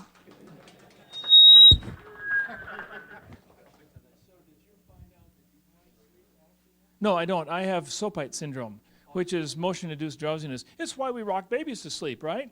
It's a normal response, but see, anything that's normal becomes disabling if it hinders function. Okay, so I had to figure out a way to get rid of that sleepiness response. Then I've done it, so. Flying more. Yeah, slapping, yeah. Do we have something else to do, or are we done, or what's the next step in this process? Is there another speaker? Where's the speaker? Is it Rich? A refresher for the guys without as much experience. You may see a couple things that are new. All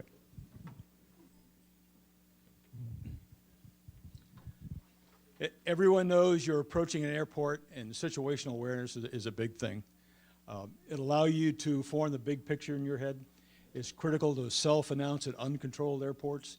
If you go into some place like Lost Acres or Five Lakes, there's no published frequency. Does anyone know what frequency you do use if you go into a field without a published frequency?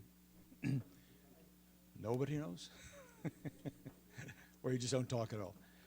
If you dig deep enough in the AIM, it says use 122.9, but realize that 122.9 is also could be CTAF of the field 5 miles down the road. All right. So self-announce on 122.9 unless it's something published. Good chance it's going to be either 122.9 or 122.8. Right. Okay.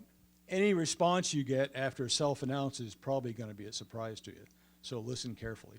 We typically self-announce and come in and land. But if you get a response, it's probably going to be an airplane that you didn't see, so listen up carefully. Entering thermals, the big picture is formed by people entering and leaving thermals. And if you call yourself entering, you'll let the other guy in the thermal know you're there, and he's got a better big picture. Good example, and I'd gone down to the seniors 2 times. The first time I went down, I learned that in the spring, the farmers sometimes burn their fields, and they have huge square fields down in Florida. And if the wind isn't too rough, and Bob can back me up, if the wind isn't too strong, there'll be this large square column of smoke coming up from the fields, which also make really great thermals, okay, with low visibility. So think about that. So you check into the thermal, and you don't know where the other guys are, you don't know who's in there, but what they developed, a technique they developed down there is to call your altitude, of course your call sign, entering a thermal at your altitude. And if anybody's near your altitude, they'll tell you, all right? Or they'll call back if they're close, say within 1,000 feet, they'll let you know. So it was a technique probably born out of that 20 years ago. You find a lot of haze and smoke down in Florida.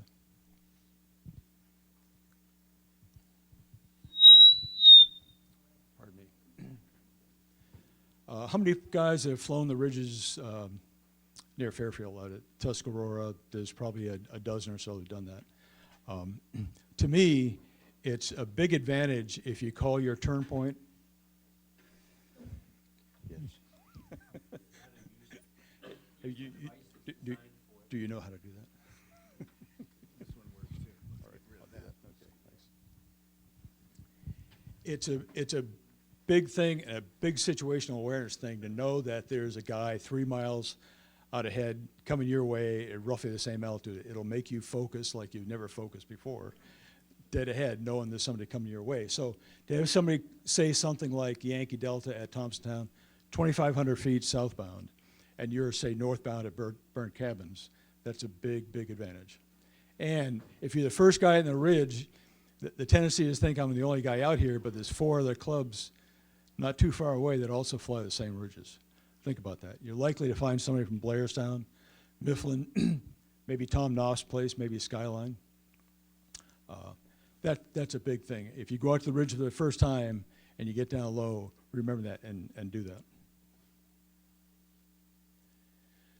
So I broke open a copy of the BGA's magazine called Sailplane and Gliding, and there was an article in there about proper use of radios.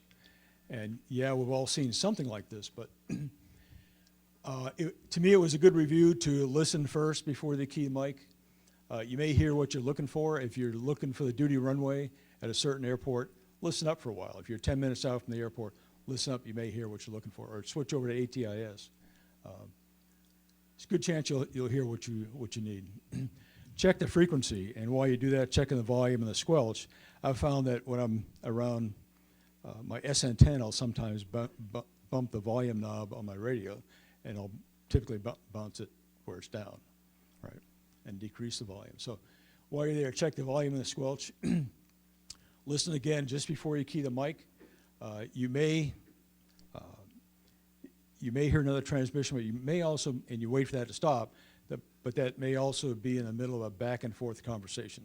So you don't want to interrupt that. So it's wise to listen and see if there's a back and forth conversation going on. All right. Key the mic, and it said talk after a short pause, and I'm as guilty as the next person. Key it and talk. Key it, wait a second, then talk, and you'll likely get the first couple syllables out.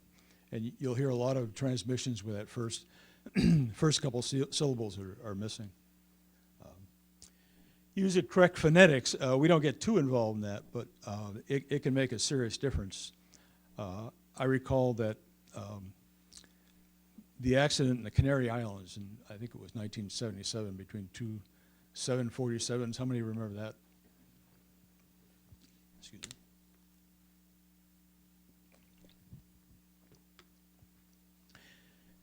KLM 747 is in position, getting ready to take off. Another one's back taxiing down the same runway in dense fog. The pilot of the KLM, who's about to take off, is anxious to get going for a number of reasons. And through the chatter on the radio, tower, I think it was a Pan Am coming back taxiing down the runway, and the KLM 747 were all talking. Some transmissions were stepped on. But the pilot in the KLM getting ready to go, even after the engineer and the co-pilot shed some doubts on whether they're cleared or not, he heard the words takeoff and okay, and he went. The tower said okay and lengthened the transmission, but in that transmission, okay, stand by for takeoff. And the standby for takeoff was obliterated by a transmission from the Pan Am coming back taxiing down the runway. So phonetics is a big thing. A simple thing like you're not cleared for takeoff or clear for takeoff. That's resulted in, at least in the international world, maybe Mike, you could back me up on this. You don't use the word takeoff unless you're clear to take off, right? Line up and wait is the latest terms? Yeah, now we are, right? Yeah, exactly. It also led a little momentum to the whole CRM movement at that point. That was another outcome of that accident. The engineer and the co-pilot were expressing doubts as to whether they were clear to take off or not, as the captain was applying power.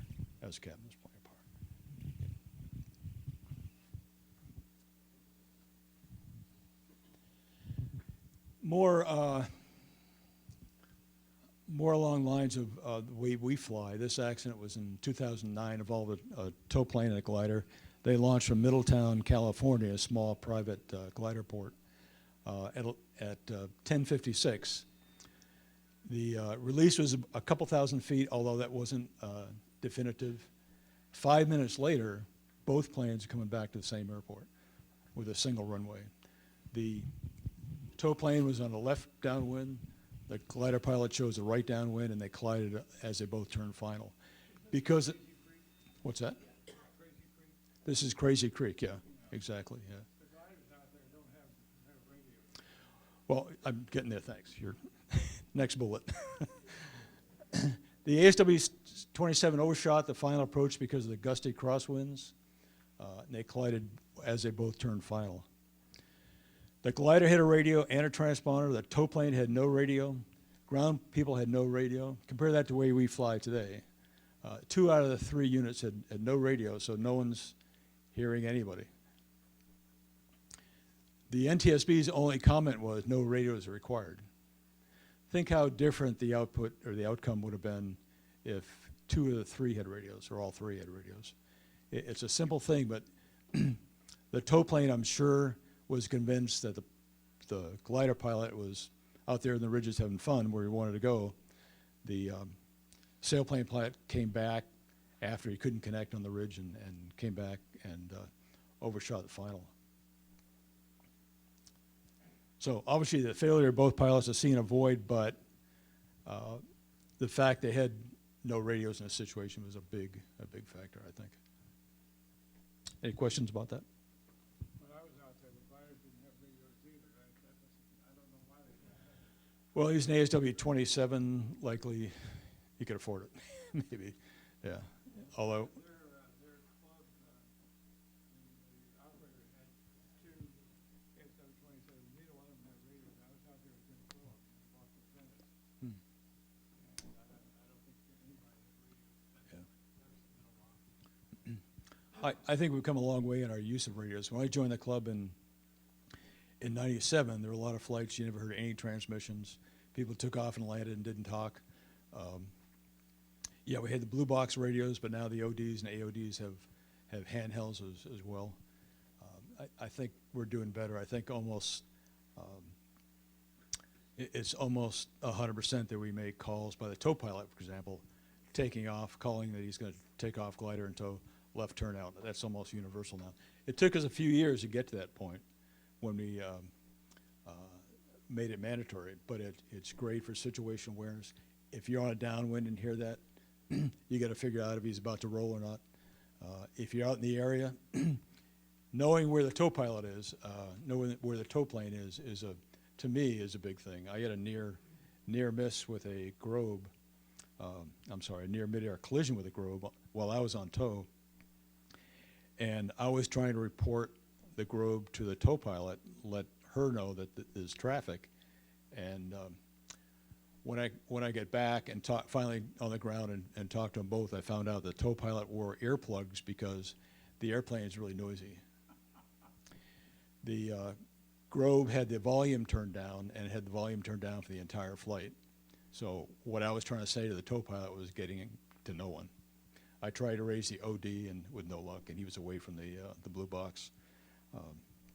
So a lot of that and a lot of the post-action had to do with who heard who call out what contact, and no one was hearing anything. Just a couple of techniques. You've heard all these. Keep the stuttering and the ums and ers to a minimum by practicing in your head what you're about to say. Talk slow, clearly. Make sure you get it right the first time.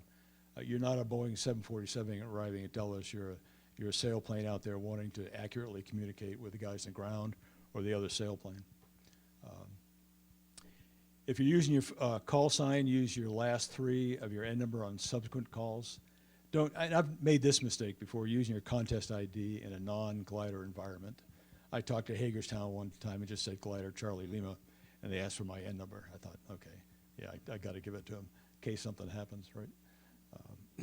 Keep your initial transmission short. You don't want a big, lengthy transmission only to find out somebody's cut you off. and you got to go through the whole thing again. So keep that initial one short.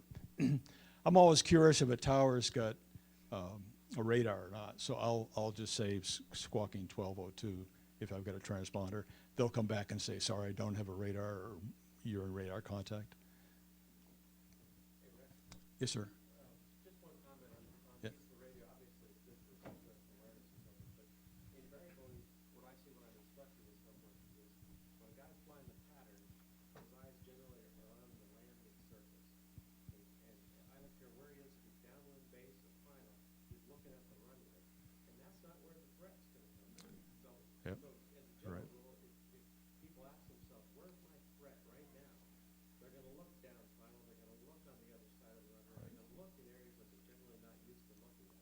And that Yep. is extremely important in this, the see and avoid concept. Good point. I find myself rolling final thinking, gee, I never looked at the opposite base leg to see if it's coming. I listen for it, certainly, but I realize that I forgot to look over there. I did land one day on a right base. Paul was out that day. The Grove was out that day. I'm landing on in a left pattern, and he called from wherever you were, maybe a couple thousand feet, letting me know that the other Grove was on a base leg too, and I hadn't seen him yet. And it was a well-appreciated call.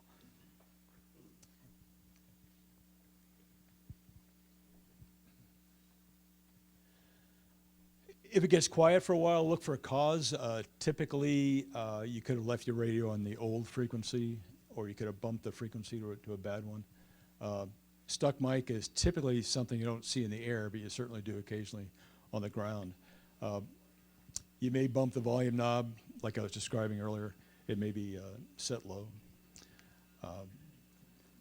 On takeoff, and I've noticed this, that if you get a radio check with, say, the OD or the guy next to you in the grid, yeah, that's checking your radio out, but you want to talk to the tow pilot. You want to make sure his volume isn't down. He's not in the wrong frequency, right? Make sure you get a radio check. That's just a natural thing I do nowadays. Well, we're talking about frequencies. We haven't published CTAP frequency 122.9. Are we going to start using that? No. Is Dave McVeigh here? Yeah. Dave's working on a certification to use 123.3, is it Dave? Yeah. But you can't use 123.3 as a published CTAF frequency, right? It's not meant to be a CTAF frequency. If we should switch to 122.9, which we've considered over the years, and we've decided it's probably too complex to make that change, there'd be more disruption making the change and more safety issues making that change, then to stick on, let me finish, then to stick on 123.3. Yeah, the thing is that other aircraft can use that airport. Yep. Look at the chart, you see Right. 122.9. And they do. Right, So what we have, radio, because we consolidated, we have an extra radio, so ODs, take advantage of the extra radio. put it in the gazebo, Yeah. bring the other one out to the field, and Relying on the OD on the ground to make the use situation where in the air, there's somebody on 22.9, doesn't make sense, I'm sorry. Doesn't make sense, everybody should be on the same frequency in a public airport with a CCAP published. That's been my pet peeve, and I'm sorry, but we're talking about good radio communication, but yet we can't seem to get on the same page. Our own airport, and I said, we gotta pick one, can't have two. I know one event last year where somebody came to the field on 122.9. It was a medevac helicopter.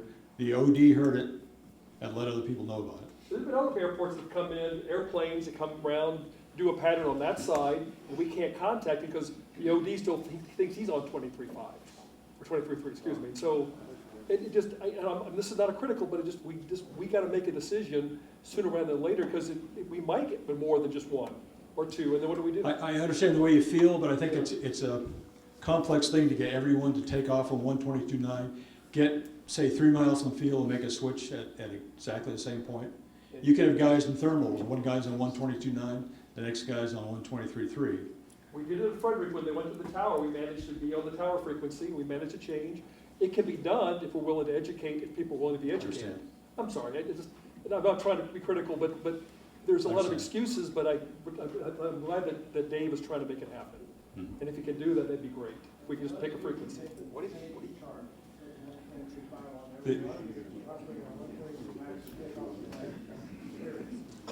Like I said, we looked at changing the chart. 123.3 is meant for gliders, hot air balloons, and, okay, all But it's right. air to air, you're right, it's air to air. On the chart, glider operation with the frequency on it. It's in the, Not that simple. It's in the airfield directory, If we want to do one or the other. I understand. Maybe the new board would like to consider that. The old board's about to expire here. smile on your face.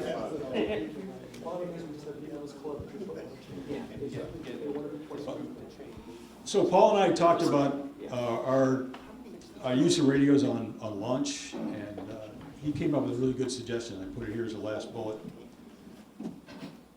If you take off the tow plane, have an emergency, and somebody's yakking about the task that day, or somebody's yakking about, I'm over here, but the lift is good over here. The recommendation is this: if you're in the air and you're about to talk, but you hear the tow plane make a call for takeoff, right? Tow plane 99 Zulu, launching Fairfield, glider in tow, left turnout. Give them a minute or two before you transmit again, all right? Consider that a sterile time where only a glider pilot or tow pilot would talk, and probably then only for an emergency. So think about that. I think that'd be a good change of our procedures. Well, imagine you had a load of water and the tow plane was going too slow. Imagine how you'd feel if the task call was, hey, we're gonna do Thompson Town 25, and then we're gonna go here. Well, that's number 16 on your checklist. An emergency should take precedent. Okay. In my observation, at my little airport, the biggest error I see is not listening. Even when people are tuned in, it's sort of, I'm downwind, get out of my way. All the incidents I can think of that, where I've encountered a problem, it's been people not listening. I can remember one time my glider was sitting on 1-8. I had just gotten out of it. I saw a plane on final to a downwind landing, straight in approach to 3-6. I got on my handheld and I spoke to him many times, and I don't know whether he saw me or heard me, but finally went around and landed on the other runway. There was another time a glider with been ground launched, was landing 3-6, had 20 feet AGL, and the instructor and student were on final to 1-8. They had their radio on. There was no response whatever, and the airline pilot flying the glider miraculously did a beautiful sidestep at 20 feet AGL to come back and land on the grass overrun at the end of the runway. And the instructor pilot in the airplane was very angry that the glider had gotten in her way.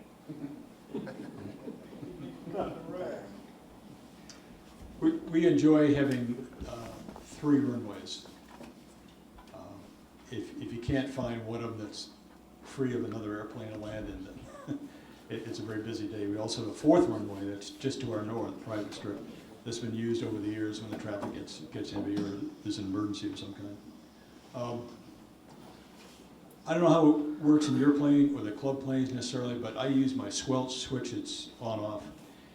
If I turn the squelch off, I'll find there's lots of chatter out there. There's a lot of people conducting business, and it could be from all over. Mifflin is typical.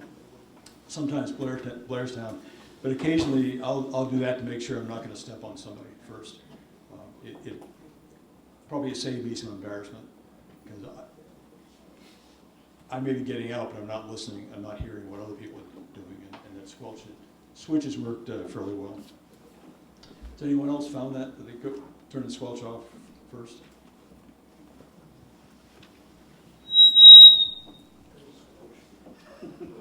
Okay, uses and abuses. This is the abuse section. Idle chit chat. We all know what that is, right? So no idle chit chat unless you really need to. Now checking the radio before takeoff is a flip side. Everything we talked about. Again, check it with the tow pilot.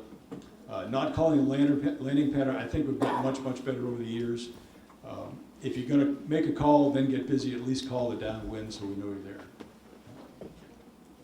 So 123.3 and 123.5 are not reserved for gliders. If you ever fly down to Seminole, you hear constant chatter all day long, air-to-air and air-to-ground training going on. So aviation instruction, gliders, and hot air balloons, and occasionally hear people in a Pilatus with a passenger they're going to drop off and make sure they've got the Mercedes all fired up. I don't know where that's coming from. Anyone know where that's coming from? Westchester County, New York. Is there New York? Really? New York, New York. yeah. Okay. Hey, Rick, one other thing I thought, Yeah. if people want to chit chat, going cross country together, something like that, in the AIM, there's a couple of air-to-air frequencies that tend to use, you don't have to use these frequencies. Yeah, our first thought is to go to 123.5, do that, listen for a little bit, and then use that. That's typically our first backup. If there's a contest going on in one of those 4 sites, we typically go to that and use that for the rest of the day. The ODs, I know you know this, but I found that occasionally I'll walk out in the field and, yeah, 123.3 is set, but the other side of the blue box, 122.9 is off. So save yourself some embarrassment when you get a medevac coming in. Make sure you hear that guy when he comes in, and it happened once last year. And the stuck mic, I don't know how your planes are, but mine is perfectly designed with a stick, this when it's straight up, the seat back comes down and will touch the mic button first. I think a lot of planes probably are designed that way, so I've been caught by that a couple times. I like to keep my radio on as I'm de-rigging, listening to what's going on, and sure enough, I'll put my seat down. It'll be a stuck mic. Hopefully it doesn't happen too often. Don't do that, that's the word. Okay. Any questions, thoughts, additional ideas, or recommendations?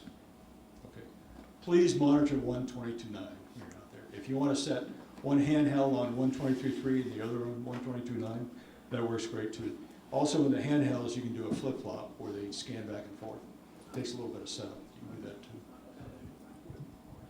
Thanks.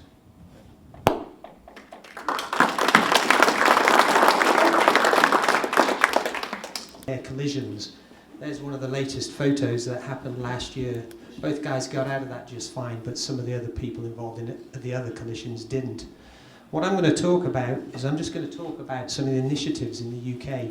This is a chart of all the fatal accidents, sort of blocked down into 6-year chunks. And as you can see, every 6 years we used to kill about 40 people.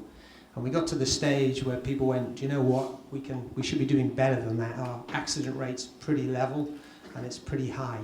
And so certain things happened in about the 2004 timeframe where they started doing some initiatives to try and bring down this accident rate. And as you can see, it's now a quarter of what it once was.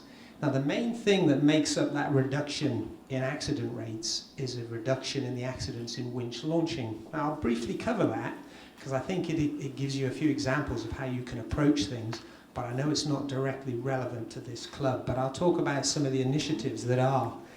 Now I'll pick up on something that Glenn talked about earlier. Safety can sometimes be considered a little bit boring, and I get that, but I think it kind of, to me, it becomes really real when it reaches out and it touches you. And one of those accidents in 2005 was to one of my instructors back at my old club that was killed. He was my instructor that used to teach my wife to fly. And then suddenly safety becomes a whole load more interesting to you because you've seen the direct results of it. So these are the sort of the main causes of all the serious accidents and the majority of the fatalities in the UK. You can see they're all bunched into sort of groups there. And so what I'm going to do, I'm going to quickly cover the winching side of things and how we tackle that and how the BGA in the UK improved that and really dropped that accident rate. But I'm also going to talk about 2 or 3 others that are in there and finish up on the tug upsets because I think that's the one that's most applicable to this club.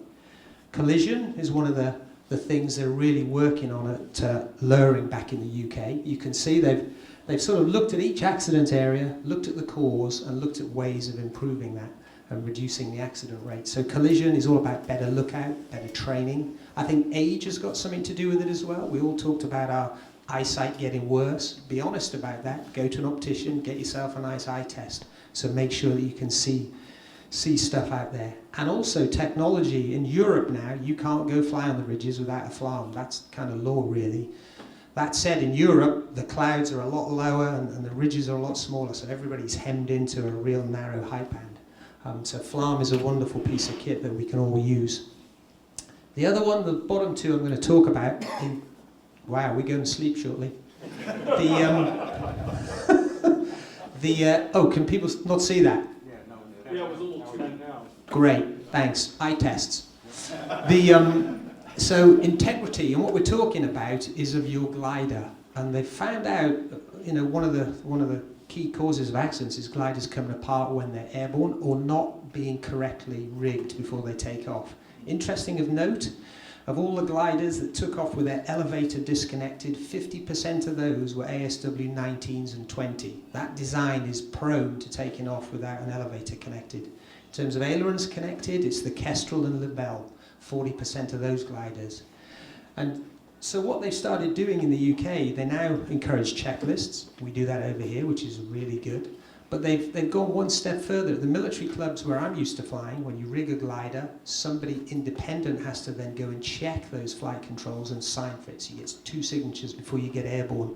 And at a lot of civilian clubs, what they're now doing, when you bring your glider to the launch point, the OD has to come and look at it, do a 2-minute independent check, make sure the controls are all rigged, the wings, tailplane are on, and he'll sign for it on the auth sheets or the log sheet before you go flying. So there's some of the initiatives they're using there to try and do that. And the final one is tug upsets. In the 70s and 80s, we used to kill 1 or 2 tug pilots a year through tug upsets. There was an education program and that fell markedly, but that accident is now coming back into the UK. So they're again putting some measures in place to try and improve that, and I'll talk about that later. So just briefly looking at the winch hazards, effectively what they did, they broke down the phases of flight, they looked at the hazard, and they looked at ways of avoiding it. And they kind of zeroed in on the things that they didn't really understand. And one of them was rotation, and the other one was power loss below 100 feet. I'll just pick on rotation, and I'll briefly talk about how they cured that problem. So effectively what they did, a little diagram, stall speed on the left, climb angle underneath, and rotation rates. They did a whole bunch of analysis with instrumented gliders, flight test engineers and test pilots, and then effectively what did they find out?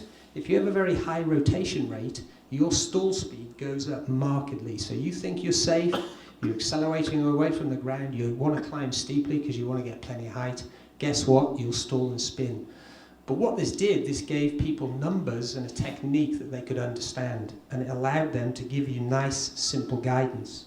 So what that guidance was effectively, I don't know if you can all read that, it's maintain a shallow climb angle until airspeed is adequate and you're accelerating. So then the next thing to do is define what adequate airspeed is. Well, it's at least 1.5 times your stall speed. Now for most gliders, that's about 50 knots. So you give someone a minimum speed, 50 knots. And then you tell them what is an appropriate rate to transition from takeoff attitude to full climb attitude. And that's a nice, controlled, progressive rotation over 5 seconds. So you teach people that, you brief them that, and that's one of the key reasons why the accident rate has fallen so much, because people aren't taking off and having a stall spin incident. Yep? Is this a rotations as a result of winch launch, or is this what aero takes? This is winch launch, and that's why I've mentioned this winch launch, but I'm just showing you the analysis that led to that thinking to give people clear guidance so that we could prevent accidents. But now I'm coming to the one that's relevant to us, and I'll read this because I gather you can't see that. I do apologize. So they effectively took that kind of analysis and started thinking about the tug upset problem. And these are some of the key guidances that they're giving to sort of people now. First of all, don't take off with a belly hook if you're inexperienced in very turbulent conditions, especially with a short tow rope. They're finding that's one of the key reasons that you can get a tow plane upset. And what do I mean by a tow plane upset? That's when the glider pitches up quite steeply, lifts the tail of the tow plane, and the tow plane accelerates into the ground. So think about the conditions you're going to launch in, think about your experience, and beware of that belly hook. The second one is maintain the correct vertical position on the tug in the canopy, and don't allow the glider to get quite high. Now that's something I'm changing now with my instruction. Typically, the way in the past I've taught guys to maintain their vertical position on the tug is either pick a reference point on the tow plane, you know, put the fin on top of the canopy, whatever it is, that's one way, or tell him where to place that tow plane in relation to the horizon. Both of those can be problematic at times. At low level, you may not have a good horizon, especially if you're turning towards hills. And secondly, if the tow pilot's not flying a nice stable profile for you, it can be really difficult to judge your height and your position behind him. But what they're saying here is put him in that same place. You always have him in the canopy, reference, you know, the attitude, or reference the where the yaw string is on your canopy. Always put him there and you'll be in the right position. You won't get out of position. The third one, what it's saying is, if you're low on the tow plane, that's not that dangerous. Don't rush to get back to the normal position, because quite often when guys pull up, that's when they keep accelerating vertically and they can't contain that vertical acceleration and they don't stabilize in the right position. I've seen that a few times in the front. You know, you sat there in a tow plane, you hit a nice thermal at low level just after takeoff, up you go, you watch the guy behind you lag a bit, then he starts to pull up quite steeply and he's hitting the thermal as well, and away you go, and it gets you all a bit nervous. So recover from low to high at a sensible rate, don't rush it. The fourth one down is effectively, it says release immediately if you're starting to go high or you've lost sight of the tow plane. So again, you know, and another thing I do is if I've got full forward stick and I'm starting to pitch up and I can't control that pitch behind the tow plane, I release straight away. And the final one, and it sounds obvious, fly the glider. Always be looking at that tow plane. There's no need to mess with your radios, there's no need to raise undercarriage, whatever it is. Just really focus on that tow plane. So those are some of the key points now, the sort of briefing when we're teaching guys to fly aerotone. What I'll do, I'll finish off with a little story. That was the last Sea Harrier to be built in the United Kingdom. It had about 4.5 hours on the clock. It had just come off the production line. And the reason I mention this is a familiar task. Now, a familiar task's easy. So effectively, the pilot of that aeroplane, he'd left the squadron about 8 months before. He'd been a senior pilot on my squadron. He'd just been recruited into industry to be a test pilot for the Hawker factory. And he knew that that aeroplane was due to come off the production line and was going to be delivered to his old squadron, 801 squadron, the squadron I was on. And he wanted to deliver it. For him, it meant jumping in an aeroplane he was familiar with, taking it to his home airfield, an airfield that he'd been familiar with for the last 15 years. And it was a very easy task. So what happened? Effectively, he was airborne. He'd done his little check flight. He was coming to Yeovilton. I'd met him airborne. I'd come alongside him, waved at him. I was coming into land behind him. And he was doing what they call a nozzle landing in a Harrier. And to just explain that, what it is you set the throttle at a set power setting, so you know you've got thrust, and then you modulate the nozzles with the other lever. And so what you're doing is you push the nozzle lever forward, you push the nozzles back, and you accelerate to gain speed. So you lose lift and you start to go down, but you get speed and you get more lift on your wing. So there's quite a lag in that system, and you've got to maintain an accurate AOA and speed, but you've got to think 5 or 6 seconds ahead of the aeroplane, and you're using the nozzles, not a throttle. Feels like the same lever, you're setting yourself up for a cognitive failure. And effectively what happened, he was coming into land, he thought, hey, this is no drama, I've done lots of flying, I've done lots of landings. He was pretty under-aroused, and he got low on the glide slope, and instead of taking his hand off the nozzles and opening up the throttle, he just moved the nozzles forward, and the nozzles went aft, he lost all that lift, and he dropped about 5 feet on the approach, and he landed short of the runway. Sadly, on the runway at Yeovilton, there's a big lip, so he took the nose wheel off the aeroplane. He then departed the runway. He didn't know what had happened to begin with, didn't really realize. He departed the runway, went through about 40 degrees. He went through this is the kind of funny bit really, this is next to a helicopter pan on the concrete that you can see, but just in front of the helicopter pan, there's a big sort of box full of fire extinguishers to put out fires. Well, when he hit that thing and it exploded his other drop tank and started the fire. He then came to rest against that concrete lip, which was really fortunate because the pad was full of helicopters, turning and burning 3 helicopters. So he stayed in that aeroplane whilst the fire really started to rage, and it got to the stage where it was nicely over the canopy, and he thought, I can't stay here much longer, I need to leave. So he ejected as I flew past him. He then landed on the ground between these 3 helicopters, broke both his legs sadly, because he landed pretty hard. And one of the guys that was the ground crew that was starting up the helicopter grabbed hold of his legs and dragged him and his parachute away from the other 3 helicopters. So the reason I tell you this story is a very experienced pilot, but not current on that airplane at that time, facing a familiar task thinking this is quite easy. It isn't always that easy, and to me this is the kind of task we're all facing right now. If you compare ourselves to Glenn's charts, a lot of us are not that current, we haven't flown that well. So just have a good think about what you're about to do and go fly with an instructor or somebody who's current so you can avoid something like that. That's it from me.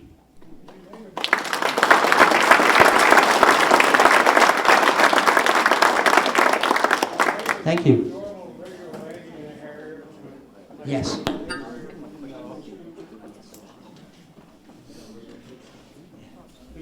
Who's next? Talk a little bit about the windy conditions. And if you've read the magazine, the Soaring magazine in March, you'll see that there's an article, a rather long article, about a pilot who was flying a JS-1CJ, the jet-equipped new JS-1. And he managed to crash the glider just off the edge of the runway. He actually hit the lip. It was on the slope. He hit the lip just below the edge of the runway, wound up cartwheeling onto the runway, coming to a stop with pieces of fiberglass all over, and the rescue crew right there on the airport that came to pick him up. That article came to the Soaring Safety Foundation about December, January timeframe for some review and comment. And my first response was this pilot did not understand what went on. If you read that article, his claim is he hit this big, thick downburst and he was forced in the ground by air pushing him down. I wrote him back and said, you're wrong. I will bet you a month's toes that what happened is that gusty wind condition you reported, that's what forced your glider into the ground. It was a horizontal gust, not a vertical downdraft. We've been making this story and this item for many years in the Safety Foundation, and so let me talk about why I think that was the case, why I almost hit the trees coming into land on 3-3 to the right, or left, because I hit this little wind gust and the airspeed just dropped. Paul was just telling me today that he noticed this the last time he flew, that it was a bit gusty, and that he was very glad that he had thought about this and see these kind of presentations, because it's those horizontal gusts that are killing our pilots. Let me just walk through a little bit what happens when we're trying to land the glider. We're on downwind base final. If there's no wind, it's kind of a normal thing. We plan our altitude or descent rate. And if we're shooting for a 60-knot approach in this case and using the spoilers to control our descent rate, so we're thinking of a 500 foot a minute descent rate. When we turn final, we're about 200 feet in the air. We've got about 12-to-1 glide slope at 500 feet down from 200 feet, and we've got about 24 seconds of flight time before we touch down. Makes good sense. Now what happens if there's a wind blowing? Let's assume that it's a constant steady wind, it's 20 knots. It's going to make a little bit of effect on us. We'll have to put a nice crab angle in on base leg to compensate for that crosswind. We'll have to look at the approach and energy state going on to final, because with that headwind, our descent rate, it's still 500 feet a minute descent rate. If we're still doing 60 knots, then we get a slightly different, we get this 8-to-1 glide slope over the ground. So we lose 1/3 of our distance. We used to get to that 2,400 mark. Now we're only getting to the 1,600 mark because we're flying into this steady state wind. And this is for all you instructors. This is where the student planned to fly. This is where they wind up flying. And this is where we're hoping they're flying in order to actually make the runway in these kind of conditions. So the question is, what happens if there's a gust or a shear and the wind quits? Now maybe it's you're getting an increasing tailwind, or you're just getting a decreasing headwind. We all know that as you get closer to the ground, the air becomes more turbulent. Those trees along the side of the runway make nice turbulator strips. And if you stand right by the trees, it's dead calm, and you go up above the trees and the wind's blowing at some speed. So what happens if you're trying to maintain the 60 knot, 500 foot a minute descent rate, and at 100 feet, you hit a shear and the wind quits? There's three possibilities. You'll keep going down like you were and land right at that 1,600 foot mark. You'll say, oh, I got a much better glide slope. I've got the 12-to-1 glide slope now, so I'll land long. Or I'll start falling out of the sky and have trouble making the end of the runway.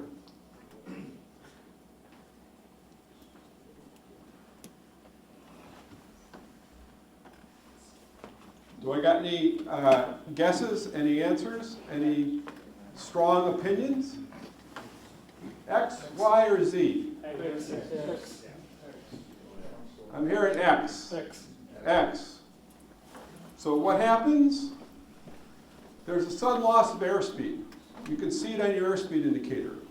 It quits. You get this sinking feeling. And as Andrew can attest, you hear this really solid thump on the back of your head. Because as a fan of clipboard instruction, I am whapping people on the back of the head and saying stop doing that. So you're all correct. You're going to get this loss of airspeed. You're going to start to sink. And the question is how much and why. Yep. I've hit a wrong button here. So why does this happen? Do you all agree that the lift, at least the horizontal component of lift, equals the weight of the glider? The vertical. The vertical component of lift equals the weight of the glider. If you're flying in a steady state at a constant speed.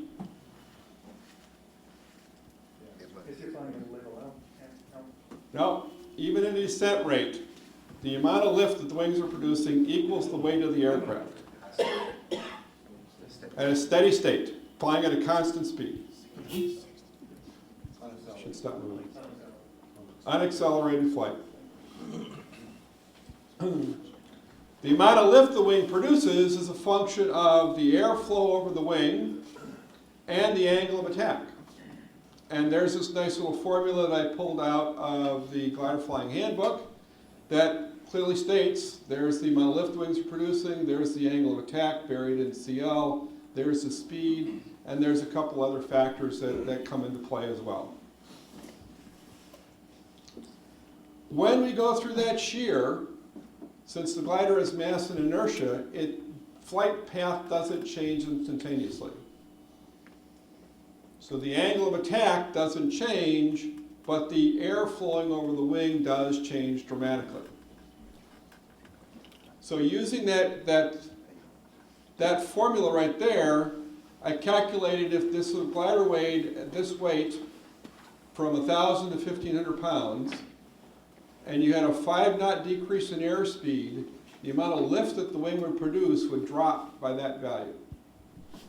16%. A 5-knot decrease will cause that amount of lift to be produced by the wing.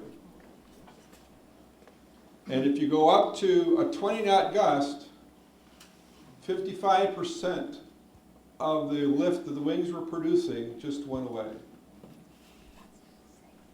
For that instant when you go through the shear. You now have a mass pulling you down at 1,500 pounds and 666 pounds pulling you up. The only thing that can happen is for the aircraft to start accelerating down. Unless we revoke the laws of physics or remove gravity around, something's going to happen. This is what's going to happen. Now the aircraft's going to start to pitch down, it's going to start to accelerate, and it's going to try to change its angle of attack, because it's going to try to drive itself back to this condition where it was stable. After trying to write an article for the magazine to explain this, I said I need some help, so I went to Luke Borman, who is the designer for Schleicher, who was designing a wing at the time when I sent him the email, and Mark Malmer, who's the aerodynamics professor at Penn State, and said, help me explain this. And just last week they sent me a paper from 1989 that describes how the aircraft is flying through these changing conditions. So when I get that read, I'll be able to figure out how to write the article that kind of states this more clearly. I also started thinking about this. Gravity is pulling you down at 32 feet per second squared. That's the acceleration that you get from gravity. 32 feet per second would show up as a 2,000 foot a minute descent rate on your Vario. What you read in all the accident reports is the pilots were saying, I ran into heavy sink. Why did they say it's heavy sink? Because the Vario is showing a very large descent rate. 1,000 foot a minute descent rate is about 15 feet per second, if a 2,000 foot descent rate is 32. We see 1,000 foot a minute descent rates in thermals. We don't usually see 2,000 or 3,000 foot a minute descent rates, yet that's what the Varios show. That's an acceleration, not an air being pushed down. So we're going to try to write an article for the magazine that describes, one, this condition, and then also what happens when you fly into a steady state downflow. And that's a very different dynamic of the aircraft. We've all seen this when we fly into thermals. You hit the updraft, the aircraft is stable, doesn't keep making large airspeed changes once you fly into the thermal. It's pitched, it's when you go in and out of the thermal edge that you see the pitch changes and airspeed variations. So if you're inside an air that's either going up or going down, you're immersed in that fluid, you're going to go along with it whatever it's doing. So it's these horizontal gusts that are making the aircraft respond, and it's not the vertical updrafts and downdrafts that we're worried about. Even if it is a heavy downdraft, are we much more likely to see a gusty wind condition or a heavy downdraft located just off the end of our runway? So we need to think about the gust factors, how they're making approach, what can we do? This is what we're going to wind up doing. I did a calculation and said, what if you make this approach at 70 instead of 60 knots? And there's a very pronounced difference in the amount of lift the wings produce. That extra 10 knots makes a big difference on how the aircraft performs and your ability to fly through that event. And notice I never even got to the point where I stalled the aircraft. I just made it start losing a lot of lift because I changed the amount of air that's flowing over the wing. What is what's the inflection in the line? What is that looking at? This point here where you hit the gust, the aircraft starts to accelerate down, pitches, and then starts to stabilize, and as it tries to accelerate itself back up to the airspeed. And this number here came from this. I had a aerodynamics professor at University of Tennessee in Knoxville look at these slides one day and says, oh, you're completely wrong. Wind gradient doesn't cause this problem. It's really something else. And 2 years later when I went back, he came up and said, you know, I was wrong. I actually had a grad student do the numbers, and if you do a wind gradient case where it's from 200 feet at 20 knots down to 0 at the ground, you lose 53% of your forward distance. Whereas if it was a steady state wind, you're only losing 33% of your forward distance. The energy that you're losing in here trying to maintain your airspeed as you're pushing over trying to maintain the airspeed is very dramatic. If you haven't seen this, you haven't been flying. Yeah. If you've ever been on final approach and all of a sudden you start dropping below glide slope in an airplane, it's usually a wind gradient. If you're flying into Fairfield and it's a little windy, you hit the tree line, it becomes very turbulent, the airplane falls out from underneath you. It's this wind gradient, wind shear. If there's a thermal that breaks off in front of you, you're going to get the same kind of effect because you're now flying into an increasing tailwind. So what do? We need to make sure we have extra energy, which is speed and height. We can easily get rid of excess height using more spoilers, using a slip, controlling the aircraft, and we want to be a little closer. It's very easy to get down. It's really, really hard to add power and go around the glider.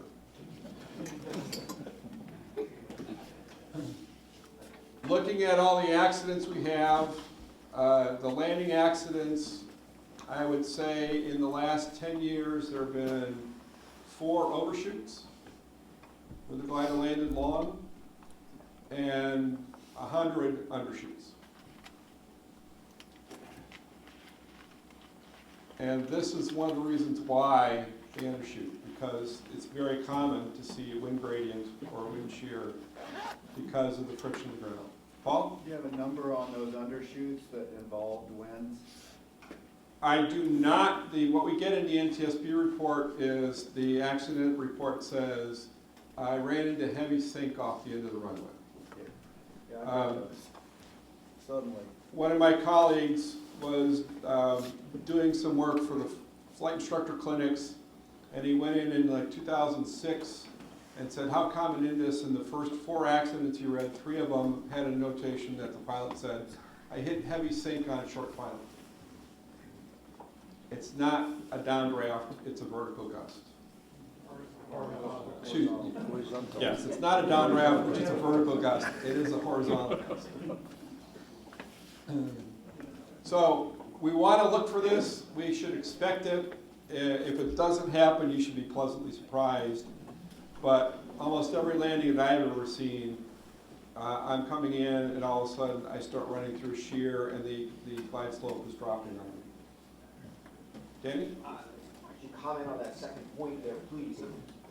It is instinctive for a person to say, oh my God, I'm not going to make the field, and you pull back, which is the wrong thing to do. And you have to fight that sensation. So if it hasn't happened to me once, I'm coming in, it's like, oh my God, I'm not going to make the field. What did I do? I started pulling back. And it's like something inside me said, no, push. And it got me over the tree. That's when you felt my clipboard in the back of your head.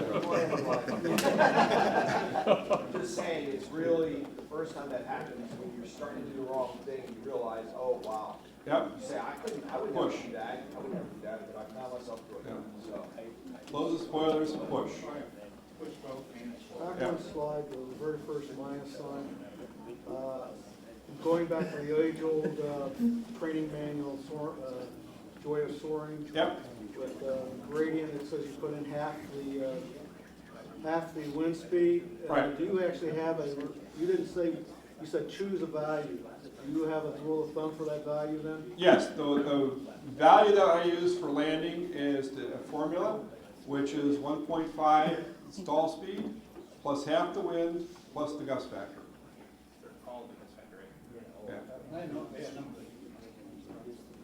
And if you look at 1.5 ESO, it's about best over D, which is really just at around 50 knots. So for most gliders, if you're coming in at best over D with no wind, you're probably okay. But when we ever get no wind, 55 to 60 knots is probably a normal approach speed. Andrew? Can you recommend training to prepare yourself for the wrong instinct of pulling the glider stops flying? Can I recommend training? Like what could we practice? As Danny says, there's one time where it has to be an instinct that you must push, but you want to pull. What can we do to practice that situation to, first of all, find if we have the wrong instinct, and secondly, develop the correct instinct? The only thing I can think to do this safely is to do in something like Condor. Set it up inside in a simulator and show what happens, and then build the instinct, the memory muscles, push. Is there something we could do at altitude that might even approximate this thing? Possibly, but I'd have to really think about it more about how to actually do it. Question over here? Was that half the steady or all of the gust, or half the steady plus all of the gust? So it was half the steady plus the gust, all the gust. And the gust is the difference between the min and max. So if it's 15 gusting to 25, you have a gust factor of 10. So you'd be adding that. And whether you add half of that or all of that, as long as you've got enough energy to compensate for this, that's the really key element. And the gustier it is, the more speed you want to carry through this. Yes, Dan. In my own life, one of the problems has been my pride in a fully held off stall landing, because that becomes so much of a habit that I have sometimes forgotten to realize that I really need to do a high speed wheel landing when the wind is 20 gusts to 30 and it's a quartering cross. Yeah. You want to suit the conditions for what you see, not what you would hope it would be.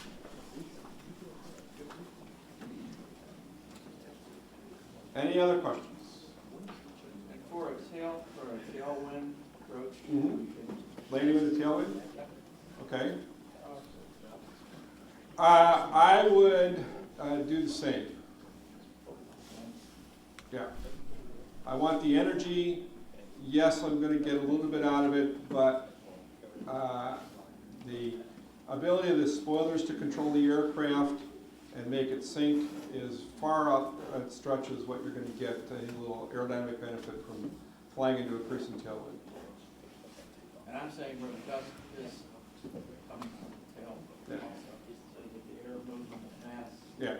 does sort of the opposite. It does do the opposite.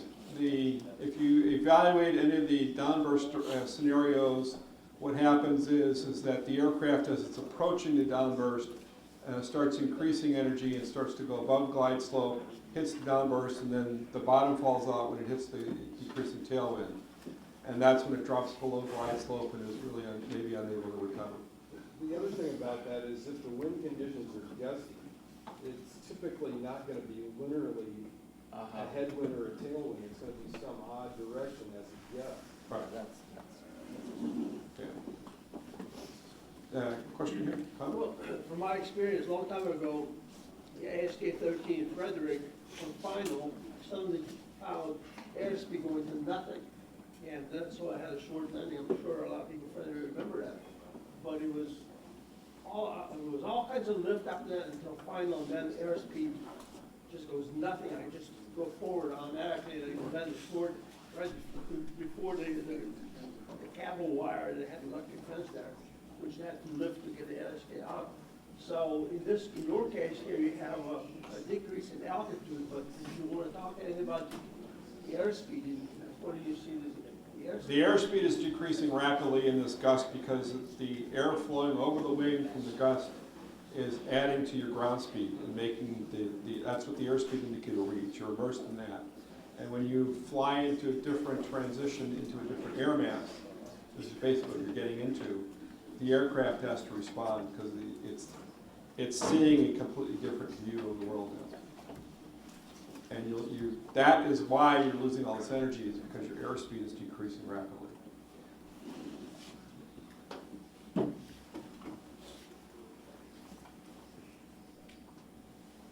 Okay, I'll turn it over to Paul.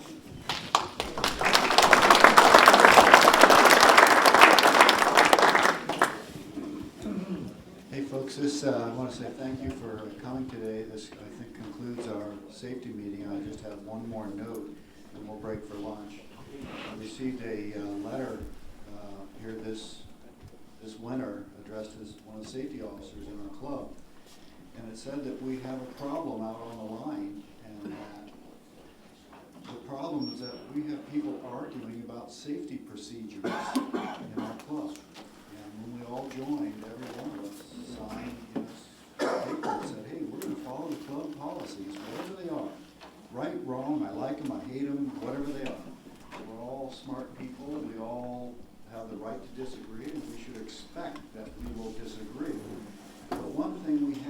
need to do is to follow club policies. And when we're at the line, this can be a safety issue. It can be an issue of new members coming to the club or finding old codgers having one of our BOPSAT meetings out at the line rather than at a board meeting or at a club meeting where it should be.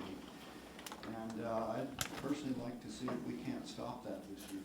So if you have those ideas that, you know, we're doing something wrong, let's talk about it, but let's not do it there. And push your glider on the line with the idea that this is what we're going to do, or don't. That's all I have. And thanks one more time for coming to the meeting. A big round for everyone that spoke, especially our doctor that came all the way from.